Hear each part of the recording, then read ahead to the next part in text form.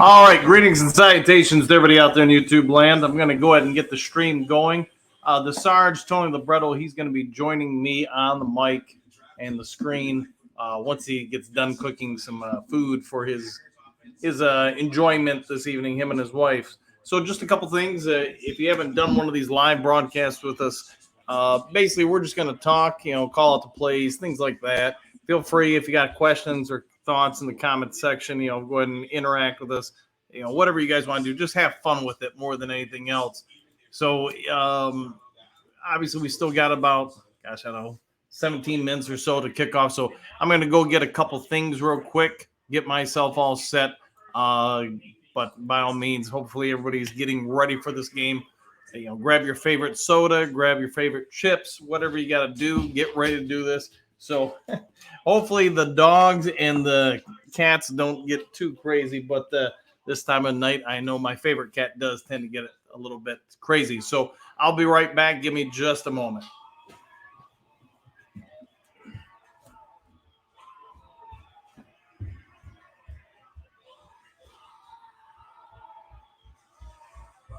Just another way to save with the personal price plan.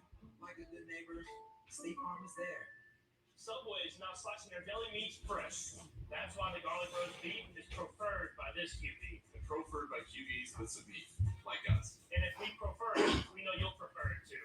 All right, here I come. You guys can hear me, I'm sure. All right, and I'm back.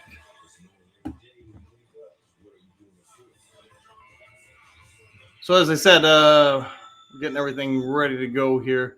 Sorry for any kind of delays or whatever. Most of you probably already know Taylor Decker is going to go. Montgomery's going to go. Sounds like Kirby Joseph is not going to go for Detroit. So, I was really hoping he'd come back, but why wouldn't you want him back, right? If you guys got any score predictions, go ahead and throw it in the comments section below. I mean, you guys all know the drill. If you haven't yet subscribed, please consider doing so. If you can, go ahead and hit that like button to help the channel, the broadcast go. Now, you guys are aware I can't show the game, but we'll just talk our way through the game. The Sarge and I will give you guys some insights as far as what we're seeing. You guys can throw yours in the comment section. I mean, by all means, have at it, and then basically just make this interactive.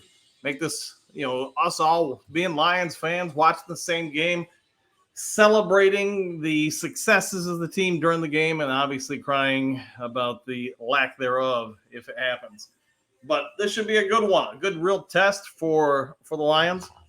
I am expecting them to come out, the Lions, in a little bit more heavy formation, try to pound on that Green Bay defense, especially that front, which I think you guys are all aware hasn't been the greatest stopping the run. Jordan Love, I mean, I get he's going to get some weapons back. He's going to, have Jones back to help with the run. The Lions have been pretty good about shutting down the run. The Pack have not been great at running, so something's going to have to give. Either that or something's going to just stay the way it has been. And yes, like I said, my cat Moose, he is a little crazy this time of night. Hopefully it doesn't affect the show. Some people have said that Goff isn't great on the road, but help me out here.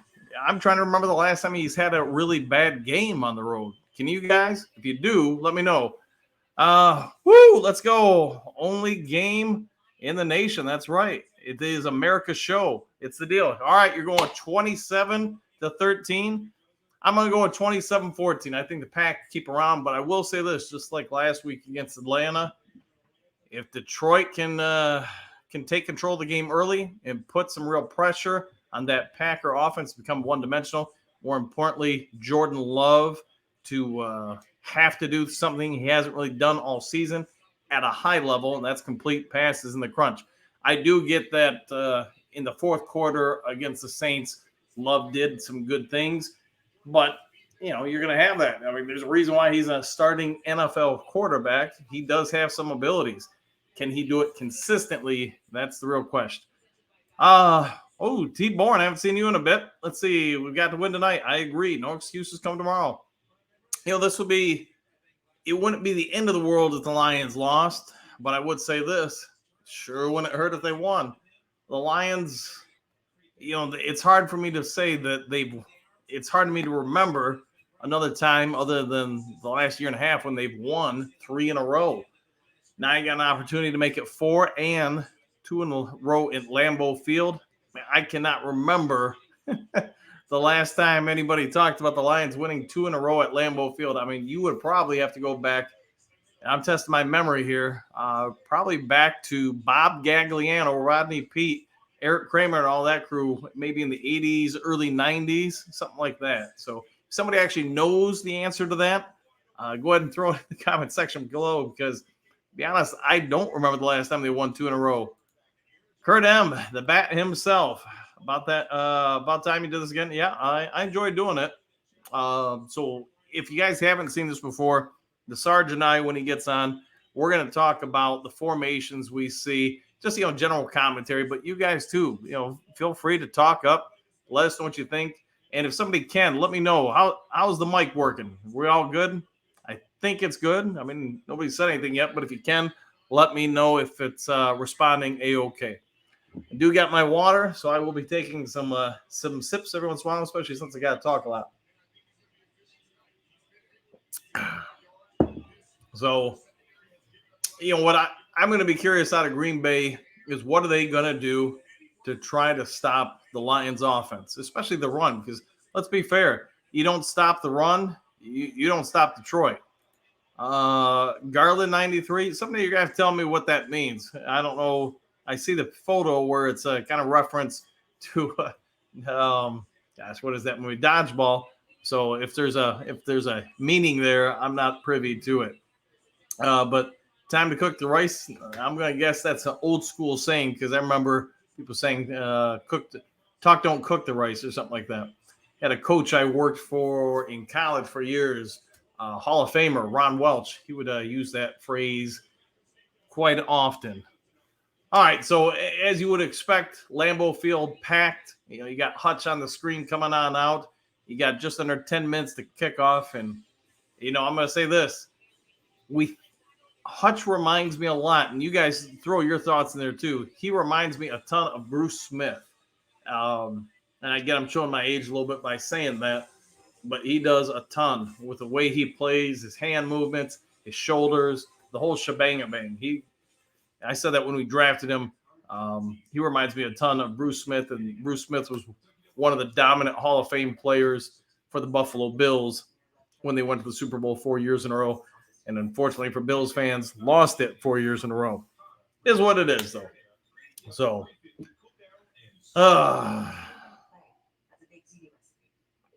how's everybody's day been doing? Pretty good? Hopefully. And on JMJ, you're going to have to, is that a name? If it is, sorry if I'm killing it, which I'm sure I am. I mean, everybody gets on me about how I say MCDC's name. Yeah, when I say Campbell, I pronounce the P and I get in Campbell. It's supposed to be silent, and obviously I'm pronouncing it, so don't get after me too much about that. All right, here we go. We got some highlights the last Sunday. You got the Falcons going down, Hutchinson getting the strip sack, MCDC all out there with Anzalone celebrating, and then of course last Sunday against the Saints, Green Bay overcomes a 17-0 deficit to lead the comeback. Say injuries don't impact the game, but Derek Carr goes out of that game, and the Saints just aren't quite the same after that. All right, so if you got any score predictions, go ahead. We got whatever it is, about 8 minutes till kickoff. What do you guys think? I've said what my thoughts are. I think we're going to get roughly a 27-24 Lions victory. I get the pronosticators for Amazon Prime. Everybody picked Detroit other than one. One did pick Green Bay, and I get it. I mean, not everybody's going to agree on this matchup. Barry Williams, what you got here? Need to execute on all three phases tonight. I agree. Special teams gets overlooked a lot. I'm pretty sure anybody who's a football fan gets that. And it's when you don't pay attention to it that it probably does something to affect the game, and hopefully you're on the right side of that. Last year, Lions caught them napping, but like we talked about on Lions Talk Live a bit, I think it's easy to play when there's no pressure on you, especially when the other team has pressure on them, like Green Bay did last year. Green Bay knew they had to win to get in. Say what you want, but players get tight, coaches get tight, people do things they might not normally do. The opposite, I think, was true for Detroit a year ago. They could play loose, they could play wild, they could, just get after it. And because of that, they could just, they want to go for it on fourth down. So what if they don't get it? It's not going to end their season by any stretch of the imagination. So I'm sure from what I'm seeing, to what you guys are seeing, I'm sure YouTube has some form of delay. Nothing I can do about that. So if there is a delay, let me know. But I see Jordan Love out there now. Jared Goff's out there. Everybody's getting introduced. Lambeau Field, tons of lights. It looks good out there. Looks good. Got Al Michaels and Kirk Herbstreit out there announcing your typical Thursday night football crew. And, hey, we're going to see what happens. But I'm Detroit. I want to shut down that run. And if you watch the pregame show today, love the – yeah, that was I'm trying to remember who got me that, Barry. I want to say somebody – oh, boy. I'll say, yeah, it had to be last season sent that to me. And, man, I was actually going to put it in the background behind me, but I was like, that might be too distracting. So I left it alone. And now that I'm on the laptop getting ready for this broadcast, I'd have to go back upstairs to put it on the broadcast. And I ain't going to worry about that much. So anyways, I think getting back to what I was saying before the Avatar comment, and thank you for that, Barry. I do think you got to force Love. If he's going to roll out, you got to force him to throw across his body to his left side. The kid's just, and he may get better and better and better. Hopefully that's not tonight where he gets better. But I think he struggles with his accuracy, rolling out to his left and throwing across his body complete passes. He's mobile. He's just not mobile and accurate, in my opinion, yet. But he's going to have moments where he looks better than others, like any athlete, especially one that's, this is only his fourth start of the season and of his career, if I'm not mistaken. All right, so we got a little bit of a commercial break. When we come back from the break, I'm sure they'll start going through the national anthem, things of that sort, start getting ready for it. All right. So let's see if there's any updates on the game. Nope. And, all the news chatter at this point. Excuse me. Pretty much what you would expect. Just not a whole lot going on an NFL night on a Thursday night. So trying to think what else, I'll be interested to see. Last week against Atlanta, you saw that there were a lot of times on second or even third down, especially third down. They moved Hutchinson inside, Campbell out wide as a linebacker rushing, and then Derek Barnes, as you guys are probably aware, also outside as rushing linebackers, ends, whatever you want to call them. And I thought it was pretty effective. That might have been one of our best, I thought, packages for getting after quarterbacks, especially mobile quarterbacks, which, you'd have to go back to the prior coaching staff to just remembering how long we have struggled on defense stopping a mobile quarterback. So here's what it is, though. You gotta find a way to correct the problems. Sorry, as I dropped my phone and checked my message that just came in. I do have to try to make sure I don't fall too behind on work. Yeah, just some of the things that happen as you work in life. All right, so checking out a few things here and there. Bada bing, bada boom. All right, bada boom, bada bing.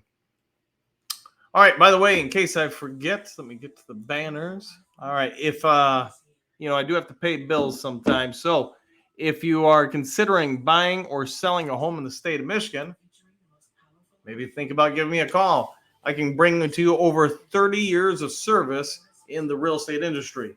I can work anywhere in the state of Michigan. So the Upper Peninsula, Detroit, Lansing, wherever you want, St. Joe, Niles, Ann Arbor, across the state of Michigan. If you need someone to help you with buying or selling a property and maybe help you save some money in the process, feel free to give me a call or text.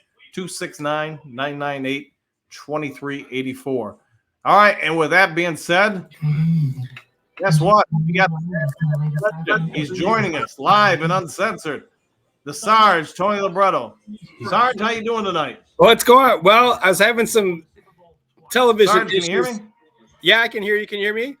All right. Can't hear you, Sarge. Let's Can't see hear if me? it's something on my end. Can you hear me? Yeah. All right, that's a good start. All right, I think I probably know what the problem is. Hold on, I actually know that wouldn't be that. So I'm trying to think what to do to get you. Let me try to troubleshoot here while we got a couple minutes before before everything goes live. All right, hold on. Sarge, keep talking. I'm talking right now. Can you hear me? I can hear you. Yeah.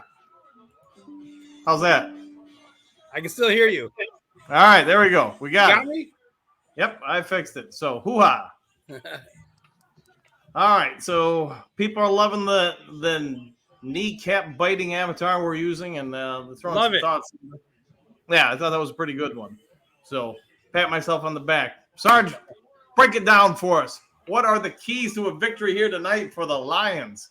Well, let me tell you, Dano, I think the defense is going to stand out just as well as they did on Sunday.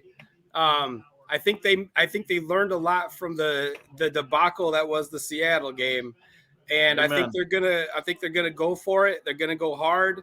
The offense definitely needs to score often early, to force Green Bay into a passing situation, and get Aaron Jones. He's supposed to be playing. Keep him off the field, or keep him from touching the ball. I see big things from they. One thing they didn't do last weekend, even though it was a good game and they won and all, is they didn't spread the ball around. Only 4 different people caught a pass. So they need to spread the ball around, get Raymond and Reynolds more involved. Obviously keep St. Brown, throw it now that Montgomery is back. They definitely need to start getting, split Gibbs out wide. Let's see what he can do down the field or in the slot or something, get him more involved in the passing game. Cause at the beginning of the season, that's what we thought he was going to be more of, is a passing guy or a receiving guy. And so far he hasn't really shown that. Looks like they're about to kick off. Sorry, I wasn't on earlier. My basement setup wasn't working, so I had to move back up to my living room here. So I'm watching from the living room. All right. So it looks like Goff's about ready to go on under center. So hopefully you're on the same time frame as I am, because here we go. Goff. See the formation here. It looks like he's under center. 2 receivers. Let me give it a run up the middle, and you'll be lucky to get back to the line of scrimmage there. All right. So they're in the huddle right now, so I must be at least 15 seconds behind you. All right. Well, he's just getting up to the line of scrimmage right now. Well, spoiler alert, what just happened? Run up the middle. Got it. Yeah. Well, I'll try not to commentate the play-by-play, and we'll just throughout the night, guys in the comment section, let us know where you're at with things. I get everybody's going to have different feeds, but Detroit not off to an impressive start. But it is what it is. You can't have a good offensive series every single time. This is true. Hey, I'm looking at the bright side here.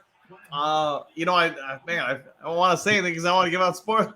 No, Raymond just lost 2 yards. That's what I just saw. Correct. Yep. I wonder why ours is. Are you on Prime? Yeah, I'm on Prime. Yep. I wonder why we're so far behind over here. And that's a horrible start to the game. Yep. Yeah, you're not gonna like this one. Oh no.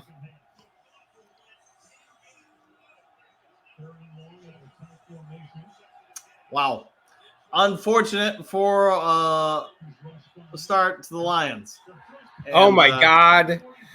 Yeah. So he had him. What the hell? What? Didn't see. What was he looking at? Oh, he had somebody across the middle, but he did not see the defender who was right by him. I mean, he had St. Brown, but yeah, not a great Was start. he open though, or I mean, obviously not, but No, he was. oh he was not jeez, tackled. Yeah. yeah, it looked like he didn't. I don't even know what to say. I'm Yep. just watching You're the gonna have replay now. Yeah. You're gonna have to overcome. So That's the opposite of what I wanted to happen. I said score early. I meant the Lions.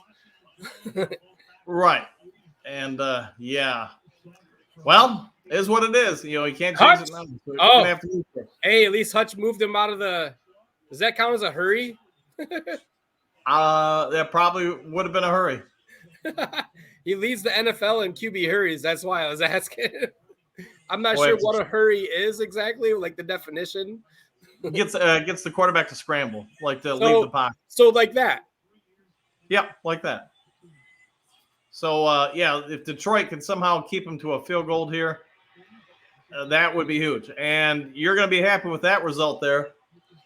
As yeah, I'm trying not to say anything, Dr. Detroit. Let me tell you, where are you in the game?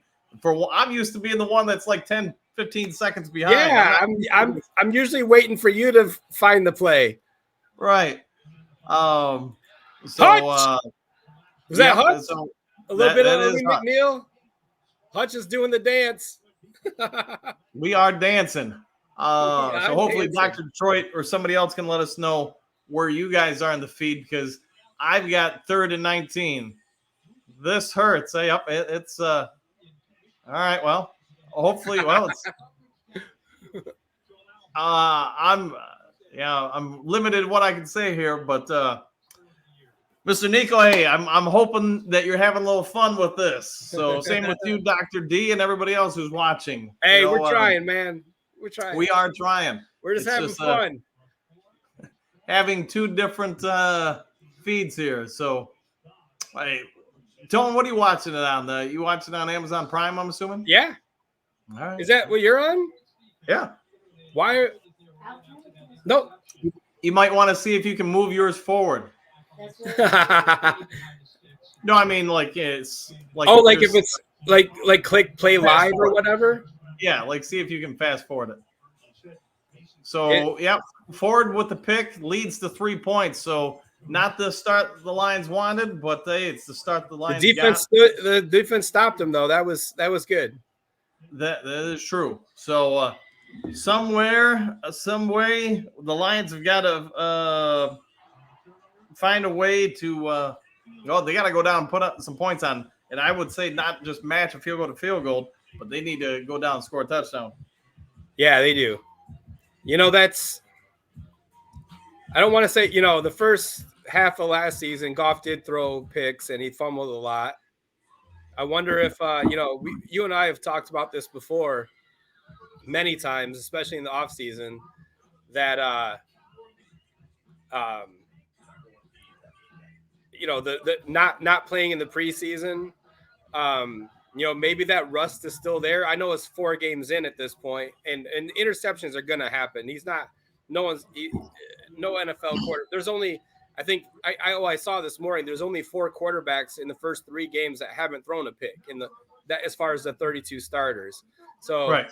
So picks are going to happen, but that's his 3rd one now, in 3 straight games. It is. So is he not seeing something, or is it just, shit luck? One of them, which one was it? One of them I don't think was his fault, but that one was definitely his fault. And he's got to clean that up. He's got to start. And again, he was going to St. Brown on that one too. I don't know where he was going. I can't, pull it up off the top of my head, but kind of like last year, he kept trying to force it to Hawkinson. And that's where almost all his interceptions came from, was throwing to Hawk. And when Hawk got traded, he quit throwing interceptions. So, let's figure this out. So you're saying we got to trade St. Brown? I mean, is that gonna? No, never. Yeah, so he did have Laporta underneath wide open. He wouldn't have gotten the first down. I get what he was thinking with trying to force it to St. Brown. I mean, he was there. He just didn't see the safety playing underneath, and obviously that was a problem. Yeah, he saw him for sure. Yeah, I mean, Packers were playing, soft zone coverage. They were only rushing, I think, 3, if I remember correctly. And yeah, they dropped a lot of guys in coverage, and obviously Goff wasn't anticipating that. Yeah. So, all right, here we are kicking off again. But the good part is only down 3-0 after the turnover in the red zone. I guess you'd say of the Packers. But anyways, Goff now on a hot streak nobody wants. 1 pick in each of those 3 games. But you know what? If he's going to grow up, if he's proven that he's going to be the guy to get a contract extension and that he's the guy to lead the Lions for years to come, then, this is a season he's got to do it. So absolutely. We talked a lot in the summer about what we expected from Goff this year and what we expected from the offense. And I said, if they could just maintain what they did last year, I think Goff hit his ceiling last year, and that's not a bad ceiling to be at. He led the team. He was very good, especially the last 10 games. So maybe if they can just get the offense going a little bit better, they'll be all right.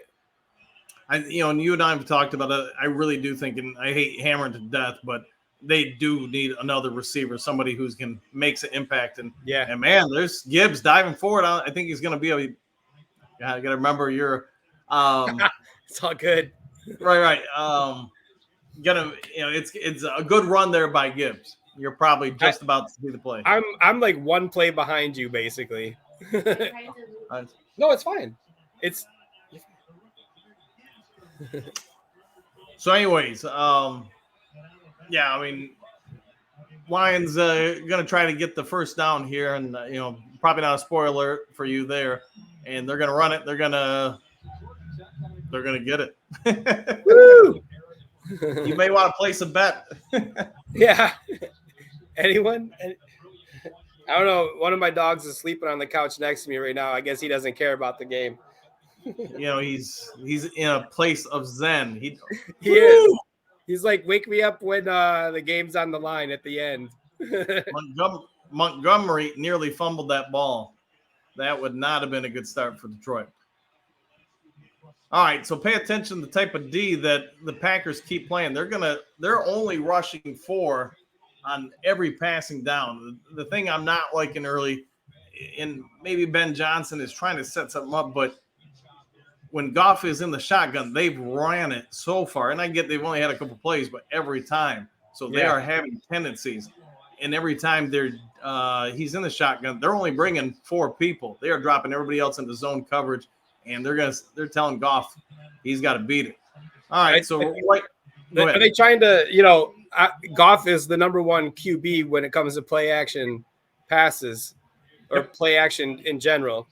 So maybe they're just keep running it to try to set up that play action, but eventually they gotta start slinging this a little bit. It looks like they're gonna have to do something because right now it's gonna be 3rd down, and I'm gonna say about 5. And the teleprompter says it is 5. So Green Bay, like you and I talked about in the preseason show, they still got a D. They still got a very good D.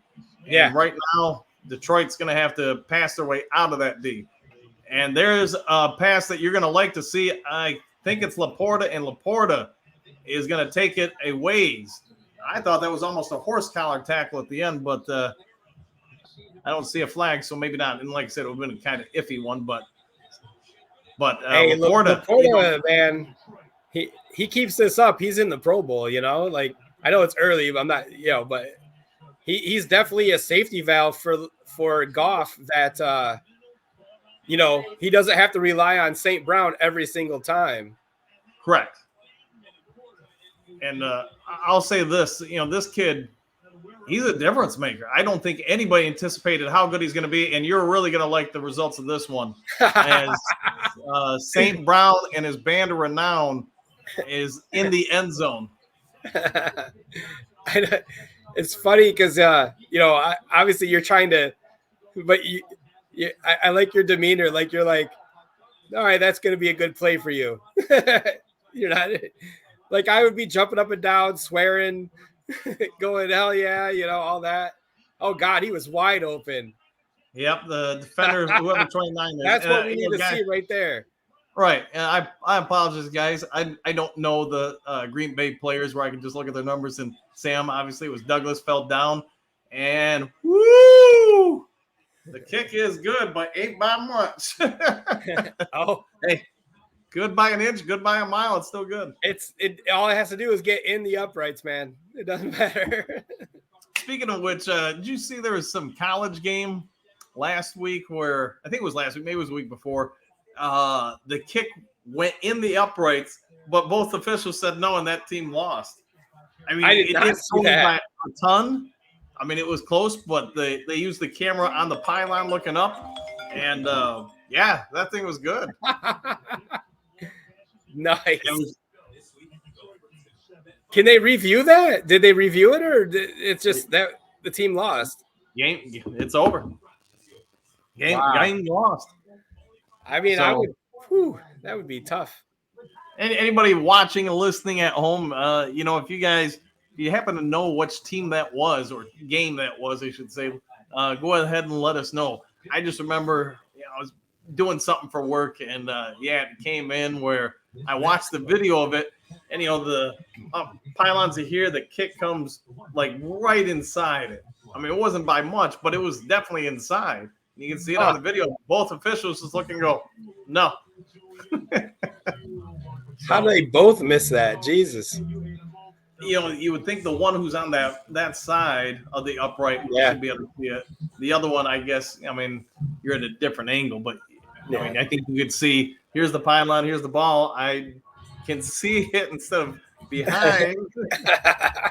I don't know, but it happens. Yeah. Well, Dr. D, what are you thinking of the game so far? All right, there we go. Man, I'm getting a ton of work calls at 8:30 at night. Yeah. Imagine that, huh? The phone never stops. So well.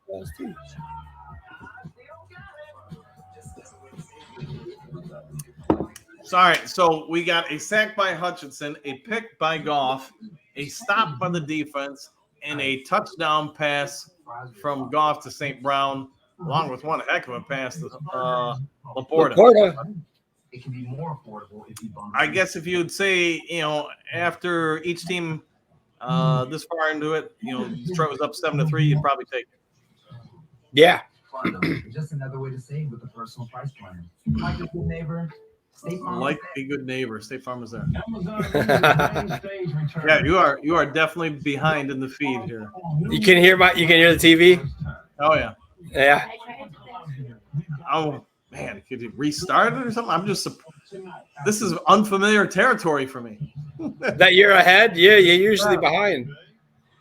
I mean, the last time I did the live cast, Dr. Detroit and some other people were kind of cracking up and laughing because we're like, you're like 45 seconds behind, and I was doing everything I could to reboot it and stuff to get it going.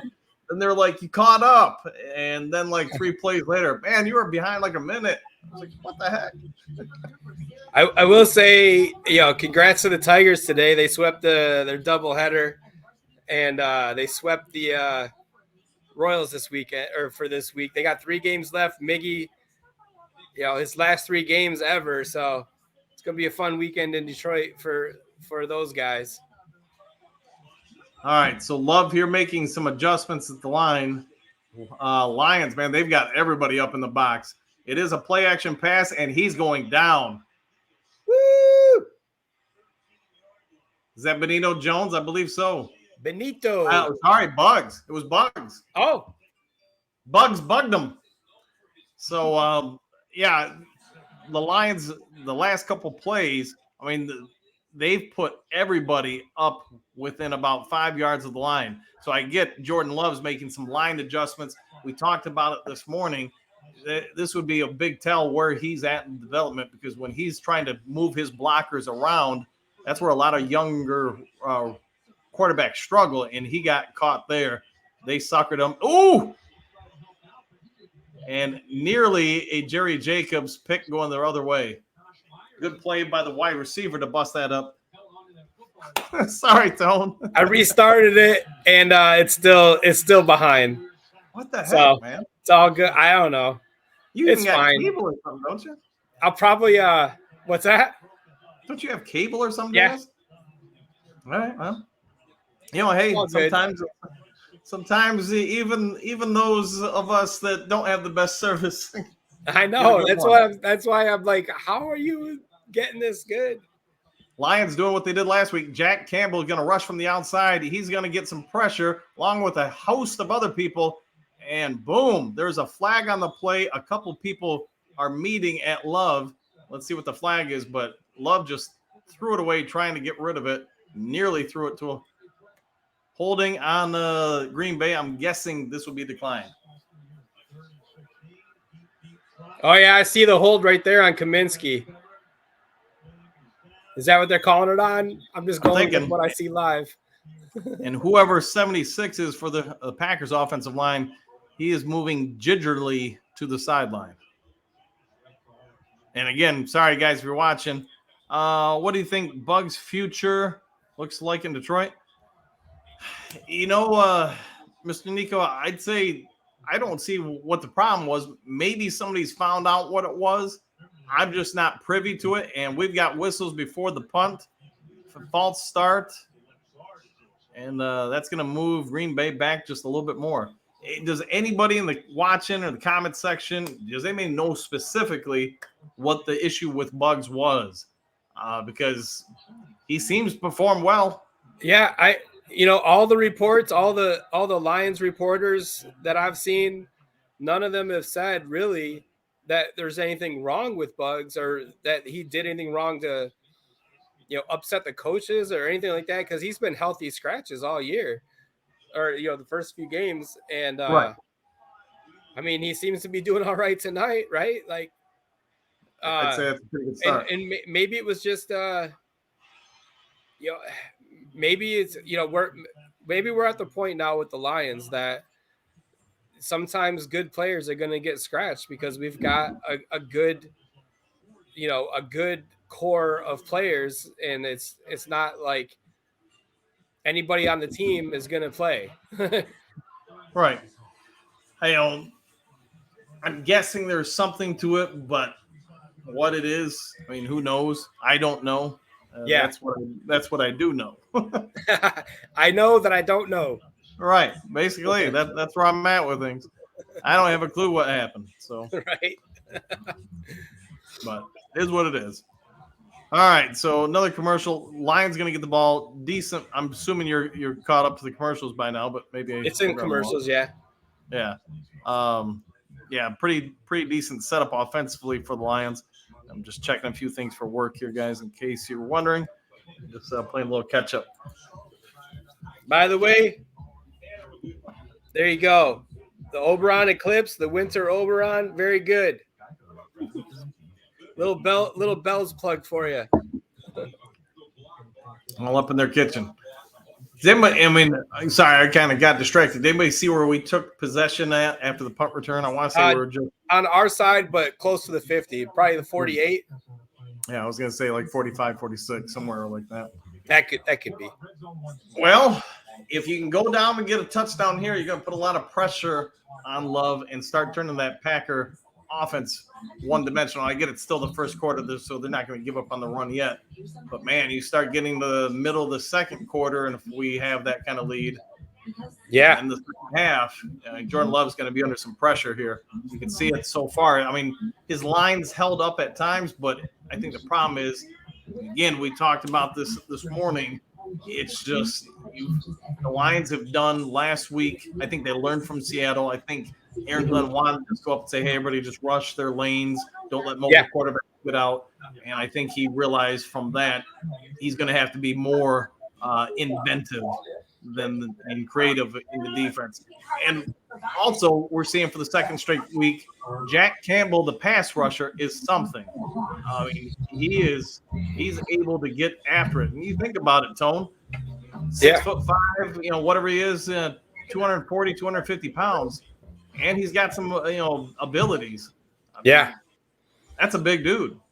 Yeah, I know a lot has been talked about, like our second round picks are outperforming our first round picks, but I don't see that. I don't see that all season long. I think the first round picks are going to catch up.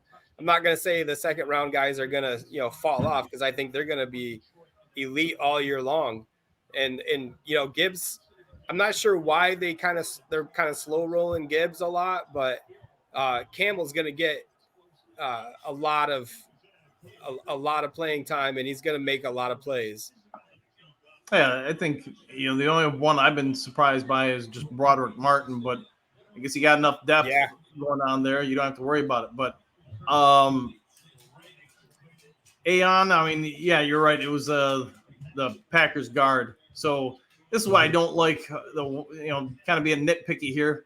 But one thing I don't particularly like a lot out of Ben Johnson is just how much when they pass on first down, they come back and run it almost automatically on second down. Now, being said, you're going to see, Tone, that they're going to get some pretty good yards out of it. But it just seems like that tendency, if I can notice that's something that's happening a lot, I would imagine anybody watching film on Detroit is noticing that as well. Right on. All right. Dan Campbell looking very stoic and on. Lions facing a 3rd and 3, 6:25 left in the first quarter. And Goff out of the shotgun. And you're going to like this one, Tone. Right now, I just see them in the huddle.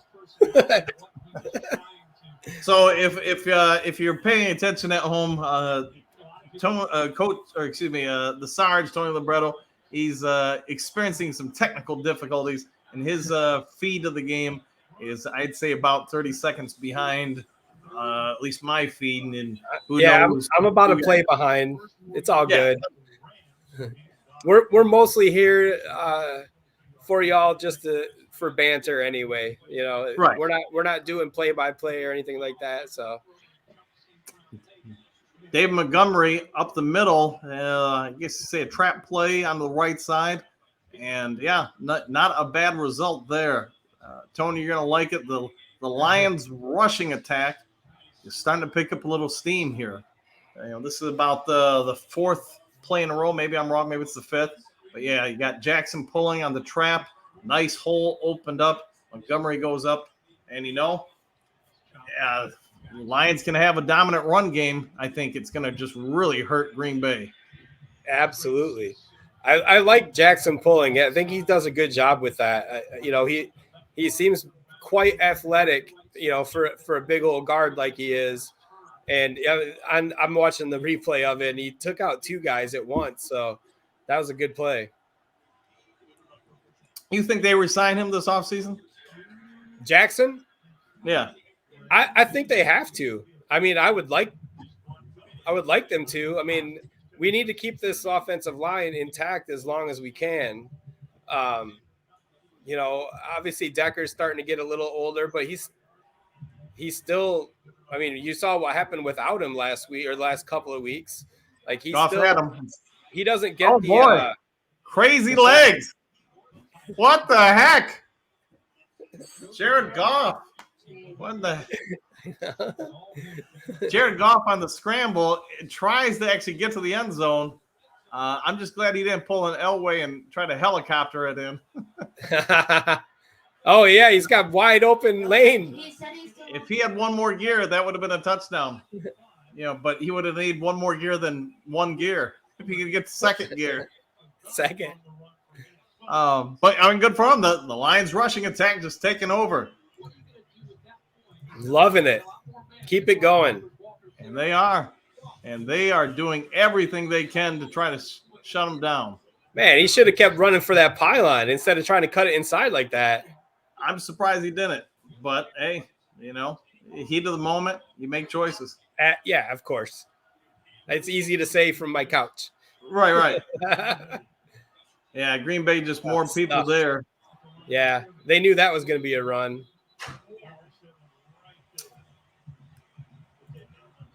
Yeah, Mr. Nico, I agree. You don't want him getting hurt. You don't want him getting dinged up. And here we go, 2nd and goal. Lions have owned the quarter outside of the first mistake, and Detroit, as potentially a Sarge will soon be aware of, is going to have another touchdown on the board. David Montgomery, pretty much goes in untouched. Very little resistance. We're going to have an 8-play, 55-yard drive that it's going to consume a little over 4 minutes off the clock. And Tone, what do you think? What are we seeing here? The Lions rushing attacks, starting to wear out Green Bay's defensive front already. I tell you, we missed Montgomery Sunday. That's what I can see right now. I love Gibbs, and I think he's going to have an amazing future with his team. But I think Montgomery might have been the biggest free agent signing of the offseason, especially now that we lost CJ. I was thinking about this earlier today, and I think it's probably a good thing, but we don't hear a lot about Cam Sutton out there at corner. And I think that's probably because he's just doing his job. Yeah. We don't hear him making mistakes. We don't hear his name called a lot.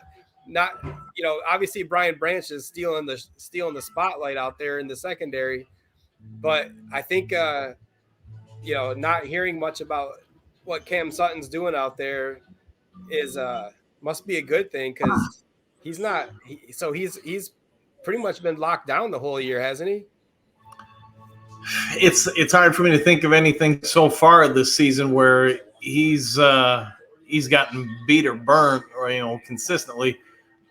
I can remember like was it Seattle, and then Kansas City. They both picked on Jacobs. Yeah. Sutton so much. I mean, not like he hasn't given up a pass or something, but I know Jacobs definitely had a bad day against Seattle. I want to say he got and gave up. Gosh, don't hold me to this. I want to say like 10 catches and 160 yards or something like that. Yeah. A couple penalties. And, those days are going to happen. I still think Jacobs is a good corner. He eventually he'll probably take the bench to when Mosley comes back finally. But he's been solid for us. Everyone's going to have a bad game where you get picked on the whole game and nothing's going to go right for you.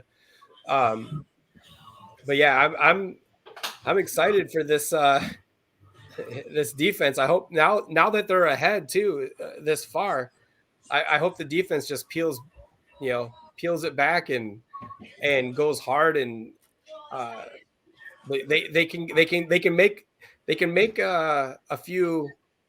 They can go for it a little bit right now because they're so far ahead, which is what we wanted in the first place. We want to force Love to throw the ball. He doesn't have a bad, he's got like a 7-to-1 touchdown ratio, touchdown to interception, but he's only got a 53% completion percentage. So that means he's missing a lot of passes. So if we can get more pressure on him, keep him at that 50% rate, we're going to be in good shape. Well, I think, if we can get to about the middle part of the second quarter and keep the score where it is, maybe get the ball back and even add on another 3 or 7, then, Green Bay's really got to start moving away from the run, which is going to open up Love a lot more to some read issues, line adjustments, and his accuracy, like you just pointed out. At this point, and I get – he's only on game 4, but he just hasn't been that accurate. All right, there it is. Green Bay Packers, most TDs through the first 4 starts. Matt Flynn, no stranger to Lions fans anywhere. I hate that guy. Unfortunately. But, hey, look at the bright side. Stafford and that Lions team made Matt Flynn a whole lot of money. They did. He was what was he? He was a free agent signing the next year, and they thought he was gonna be like the next coming, and he wasn't. Yep. And I want to point this out here again. We've been talking about on Lions Talk Live for a while.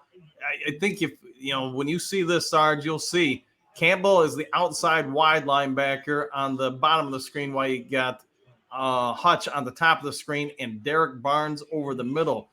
They seem to be doing a little bit more of almost a 3-4 look to try to get outside pressure on mobile quarterbacks. And Love is a mobile quarterback. Yep. Here they got Hutch on the bottom screen and 2 backers.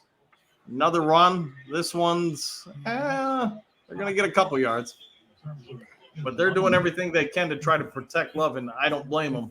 I mean, if he goes 3 and out on this drive, just Lions go down and score, you're gonna put that kid in a world of hurt. And not that I want a Green Bay Packer quarterback to do well, but also saying I get it from a coaching standpoint. Who's the next guy up after that? We may have to get some more water in the next break. He had a very fine career, but I mean, the other 2 guys are right. 1 linebacker set from Detroit. Nope, correction 2. Into this environment, Ooh! locations and what Brett started, and of course with Aaron Rodgers. Tracy Walker, I like this guy, and not that this is his fault by any stretch of imagination, but we've talked about Tracy Walker. I think he's a good NFL player. He's just not Kirby Joseph.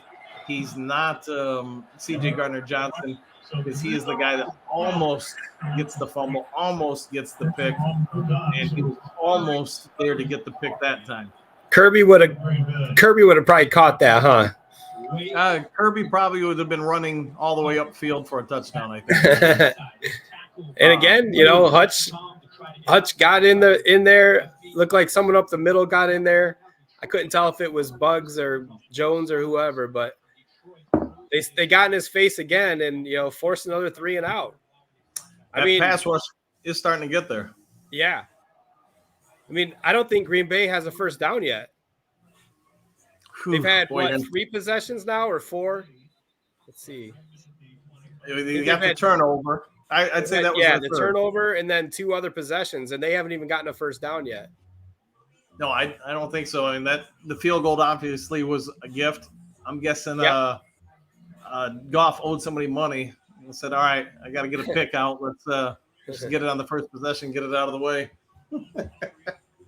All right, Montgomery, first player with a rush TD in each of his first 3 games with Detroit since Barry Sanders in 1989. Little something for you, little information. Lions fans did travel. You got to number them there at the game. I know a buddy of mine, somebody Mike Stewart is there. Yep, and Charlton's there too. Charlton is there too. So Goff, heck of a catch by Josh Reynolds. You're gonna like this one, Sarge. even the girlfriend Jen, she can't believe what she just saw. She's shutting the door and going downstairs. She's like, "All right, no more. I can't believe it." That's just an impressive catch. Man. I don't know why he didn't get any catches last week. Like, why was he not more involved in the offense last week? We talked about the first 2 games of the season. Everybody was trickeration, and Khalif Raymond's going to run for a while. Khalif Raymond is putting on the Jets, and he's going for a bit here. And a call from work coming in, but I'm going to go ahead and send this one to voicemail here.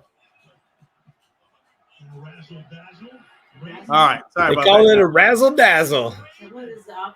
If you were at the Main Street Pub on West Main in Kalamazoo for Monday Night Football bingo, I would have been yelling out trickeration. Trickeration.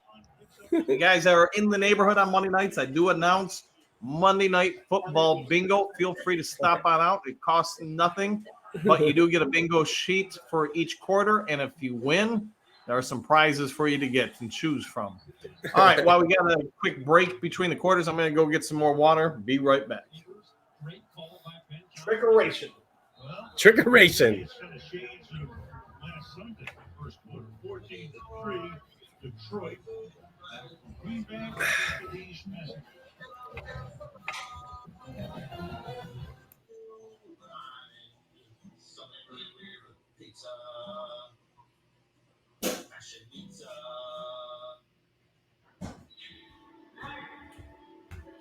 Did I miss anything?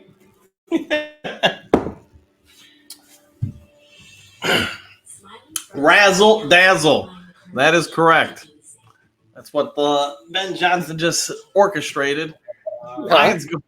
Or nothing. I was just, oh, sorry. So I just carried the Oh. How many Kelsey brothers are there? Don't know. Who knows? The one that plays for Philly, obviously. Well, is it just the two of them? I don't know if there's. I couldn't tell you, man. If only there were these devices in our hands, they could produce all the wisdom in human evolution. If only we had such a device that could tell us. Yeah, I hope someone invents that one of these days. Right. All right. Yeah, that's right. Brian Charlton's at the game. Mike Stewart's at the game.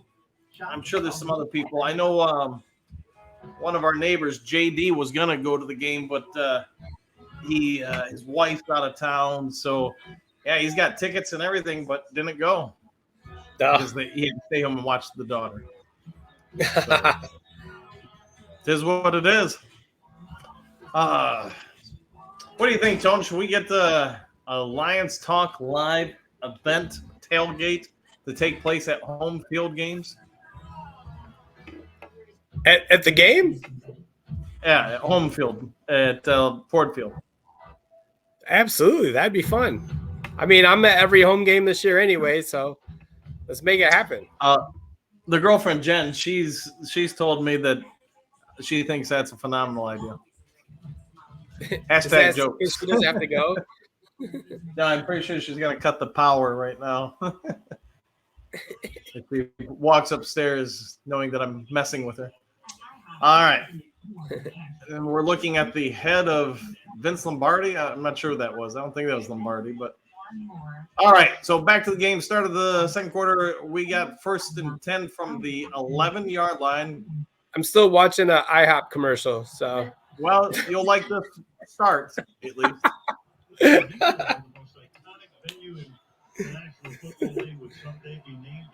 All right, those of you watching this, what do you guys think of the game so far? You know, is there anything to critique really of a negative fashion other than obviously the Goff pick in the first drive? Since then, I mean, Tone, you got anything? What's that? Is there anything to really be negative about with the Lions so far? Other than This the Goff game? pick? Yeah. No. Everything is going great other than that first that pick. They're going down the field every other offensive drive that they've had. Again, like I said, Green Bay, it doesn't even have a first down on offense, so everything's going. You know, you couldn't have written this up any better other than the pick, right? Right, and you're probably seeing it right now. The Reynolds stumble, otherwise that would have been 6. That was definitely a touchdown if he hadn't tripped himself up there or gotten tripped up. I don't know. All right, third down.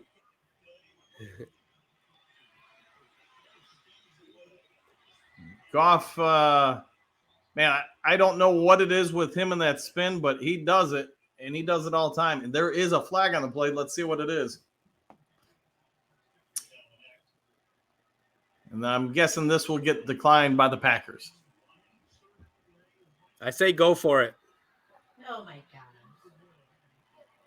Wow, Packers accept. All right, well, it's a bold strategy, Cotton. Not really sure why they chose to do it. I guess you back up the kicker unless you're saying the kicker's going to have a hard time making it from, I don't know, whatever, 27 yards. I'm doing the math in my head, people, so don't hold me to it. Goff does get flustered, and man, I'm not I try not to get too hard on him, but he does that spin all the time when he gets under pressure. Yeah.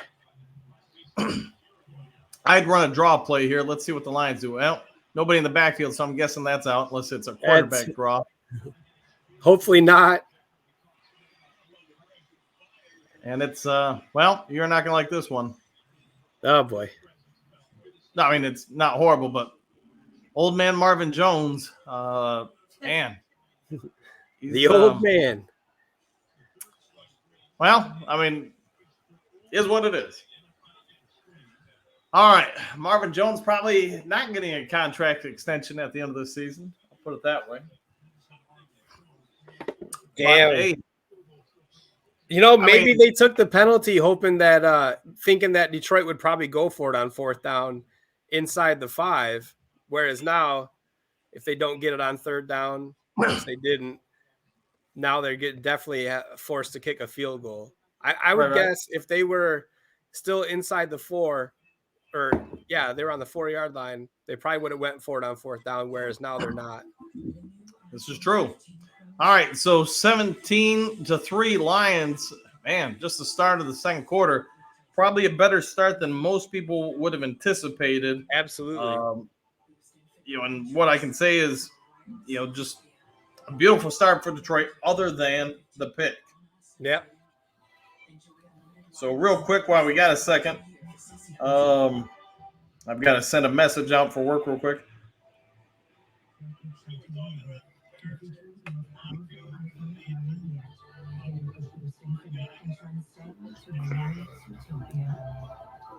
New titanium iPhone 15 Pro on us, no trade-in needed.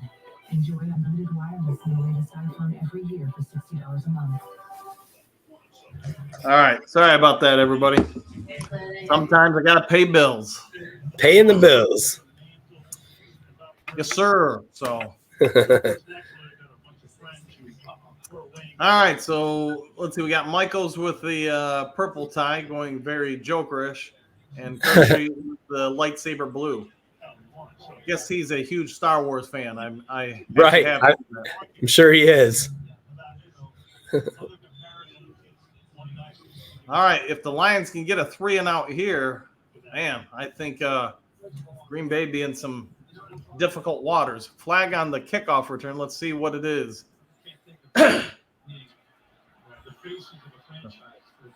It's almost always holding, right? It almost always is. And you, sir, are correct. Holding once again. Pack him up. Yeah, come on, Marvin. I agree, man.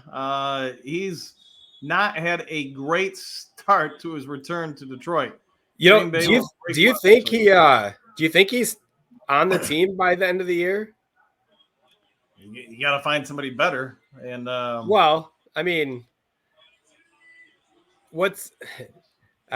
I love Marvin Jones, but even just putting Antoine Green in there right now instead of him would. And you're gonna like this one, Tone, as the Boo Birds are gonna start coming out. I think in Green Bay, Lions fans in Green Bay are dominating the airways. I like it.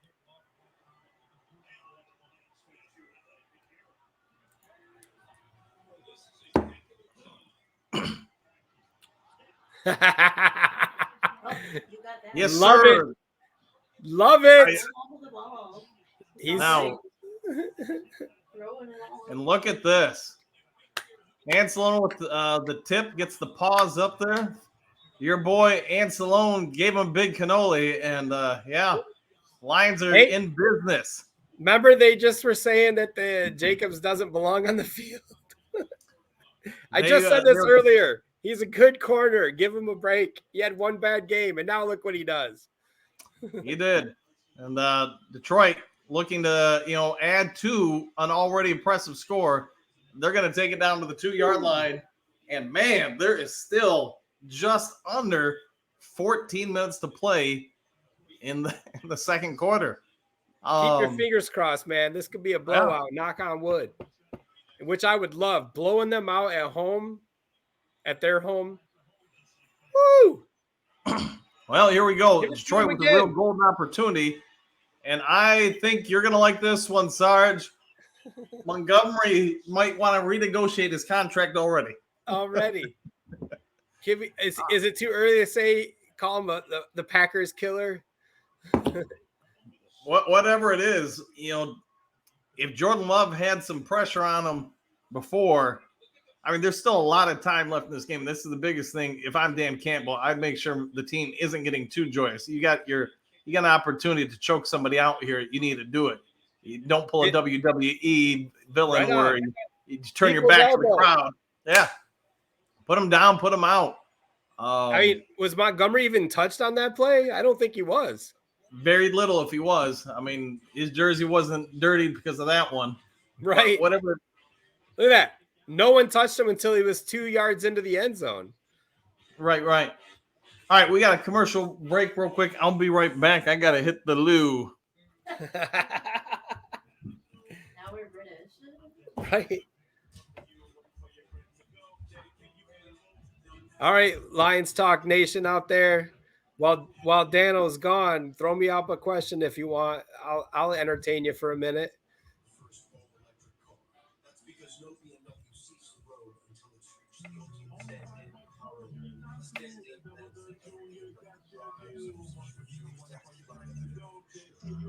ultimate Bubble wrap, huh? I like that.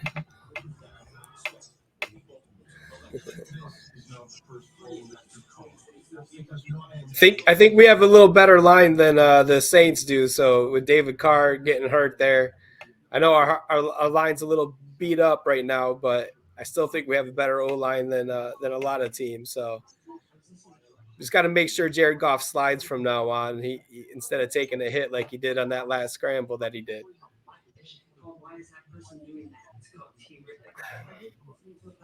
Yeah, it's called multitasking. Some people just know there's a podcast that can help. Those are the people who are in good hands with Allstate. Astro Allergy. Steroid-free allergy relief starts with 30 minutes. Take hours. All right, let's see if I can pull a Thanos and just kind of walk in on the screen.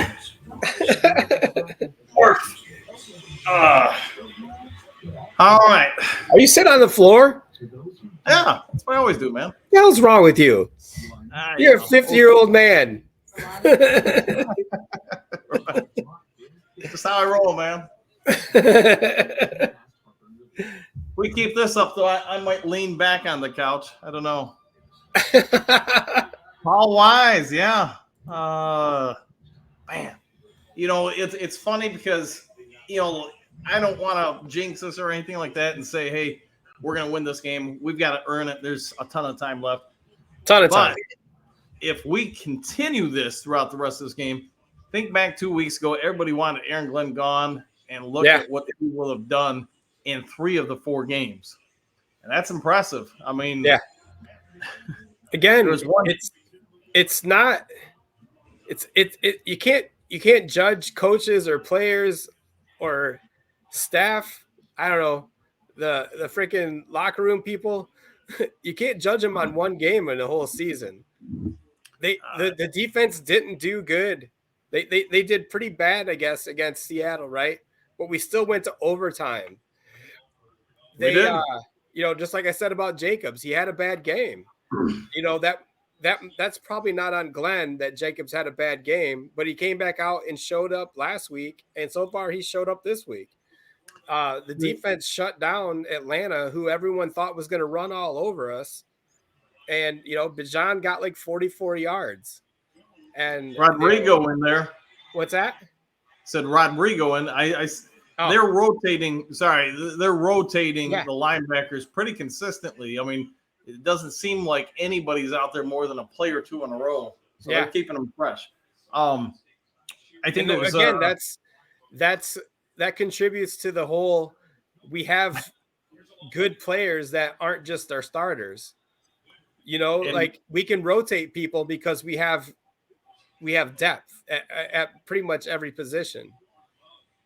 We do. And boy, I was having a chat with if you were at Monday Night Football bingo, I'd be yelling "ouch" on that play. So Hey, I got a question for you guys. If I did broadcasts of the Monday Night Football bingos so you guys could play, at home, would you guys be interested in that? If so, let me know in the comments, and I can easily set it up if you guys want to be a part of that. It's, it usually gets, I've done it at a couple different locations, do it just for fun. I don't get anything maybe other than a free Mountain Dew out of it. But the places are always packed. Yeah, and Cam, with a nice hit there. 3rd and 7, Packers. Hey, if they don't get a first down here, they'd be very consistent with what they've done all game. And consistency is the Packers' middle name, as Brian Branch has made his presence felt. And I am starting to hear some boo birds in Green Bay. Love it when the Green Bay Packer fans have to boo their own team. Hutchinson, man. I mean, he didn't get to the quarterback, but he pushed the lineman into the quarterback. And that is half a step away from Brian Branch housing that. Agree with it. And so he wouldn't say why it's greed. There's some personal reason about it. Yeah, he said he can't breathe with it. Yeah, so he just always puts it there.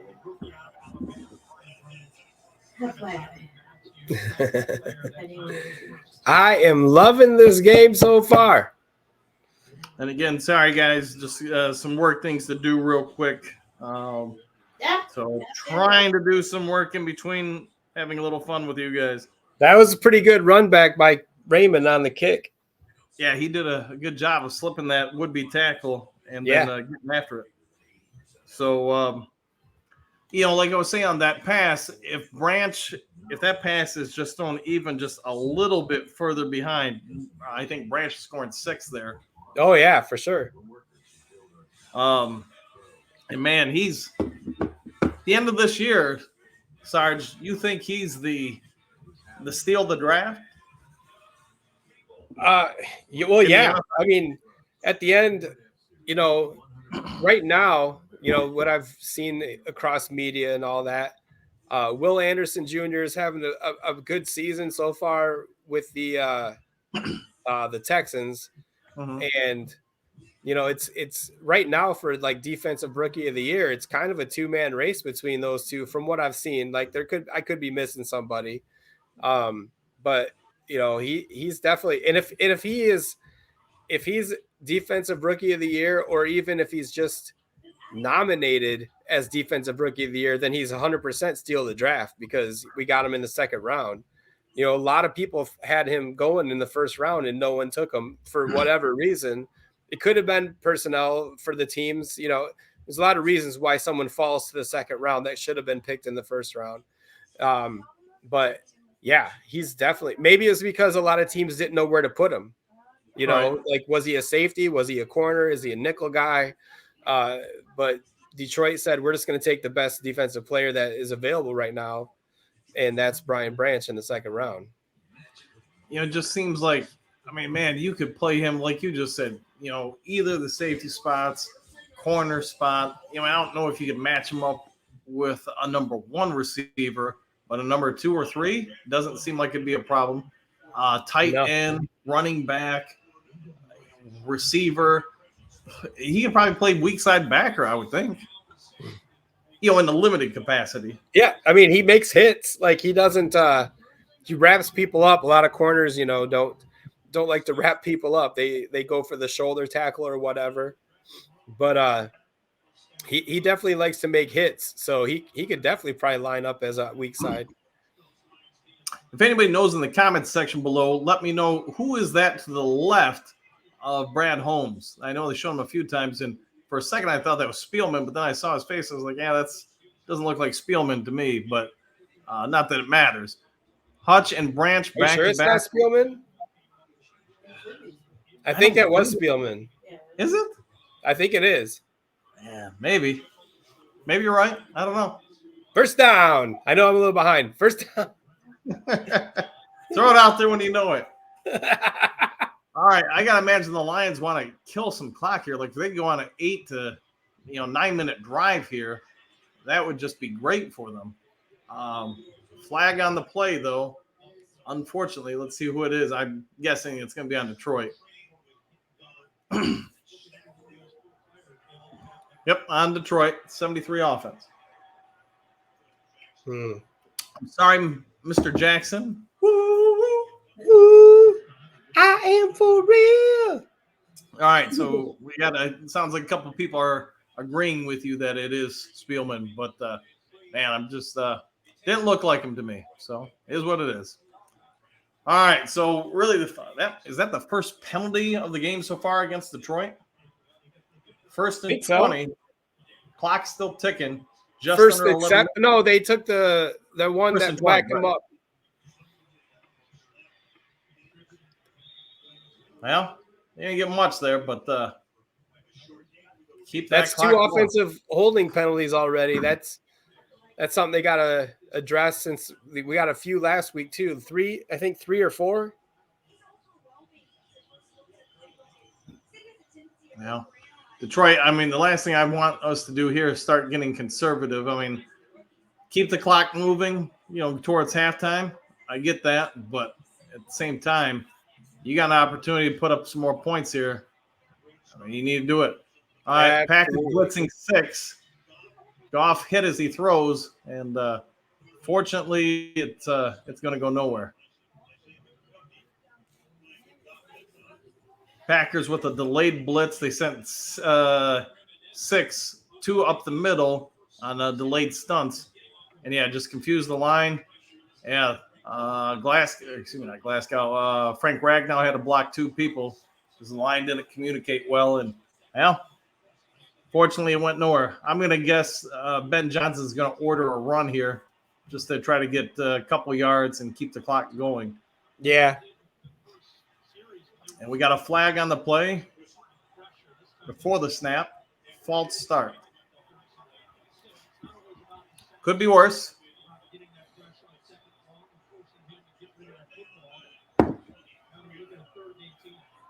Packers fans are cheering up and down over the false start.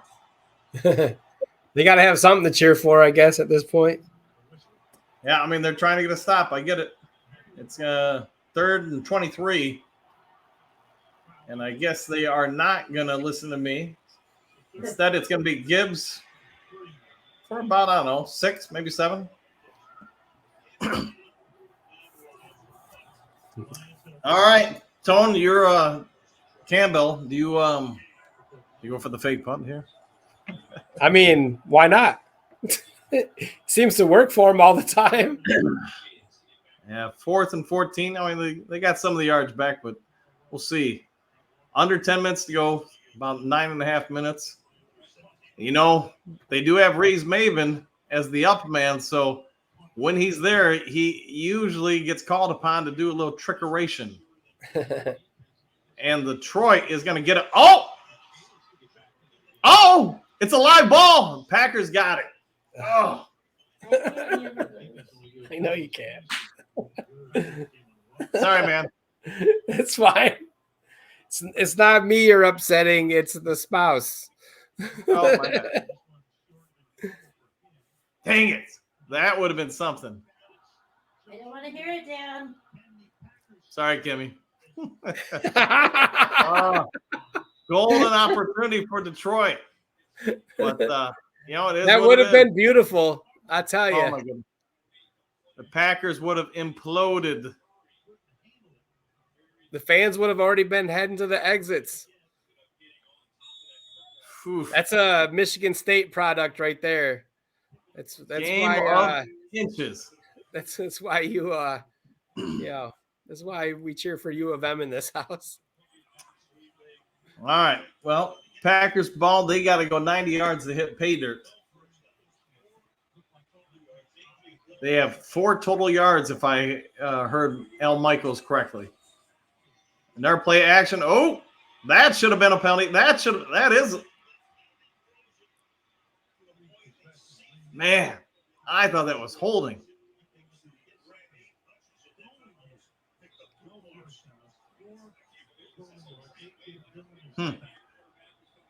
Sorry, Kimmy. I'm trying to watch what I say. Oh, my God. How do you let him get out? Dude, when they're blocking Hutch, they never get called for a fucking hold. I don't understand. I mean, frickin' Yep, frack. frickin's allowed.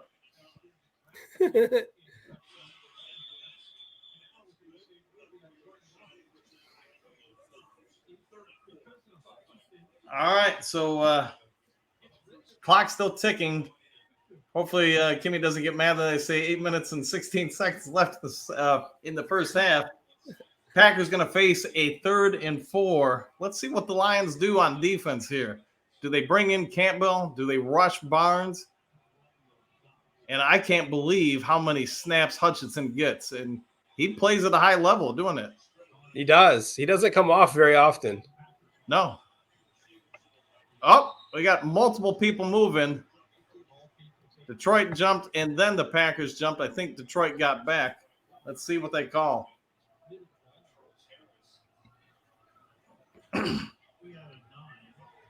Yeah, going to be against Detroit. I get it. The defensive player's movement forced or caused the offensive player to move. So, hey. That was kind of weak, though. And Harris has got to know better. Right. Hey, look at that. Green Bay gets a first down, huh? Yep. Due to a penalty. Still, though, you got an opportunity to get them off the field. Campbell back in as an outside backer, and Green Bay is going to go the wrong way.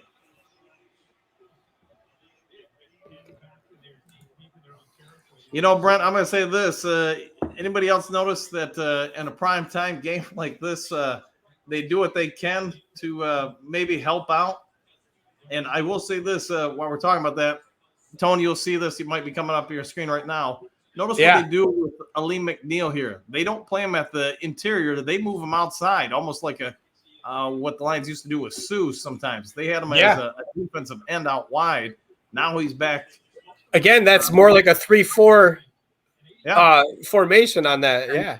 You're going to like this one. Guess who? It's not Hutch, but the guy we just talked about. McNeil line out wide is going to get home. Is that him? Yeah. He did a tackle for loss, but he's talking about the play that's about to happen.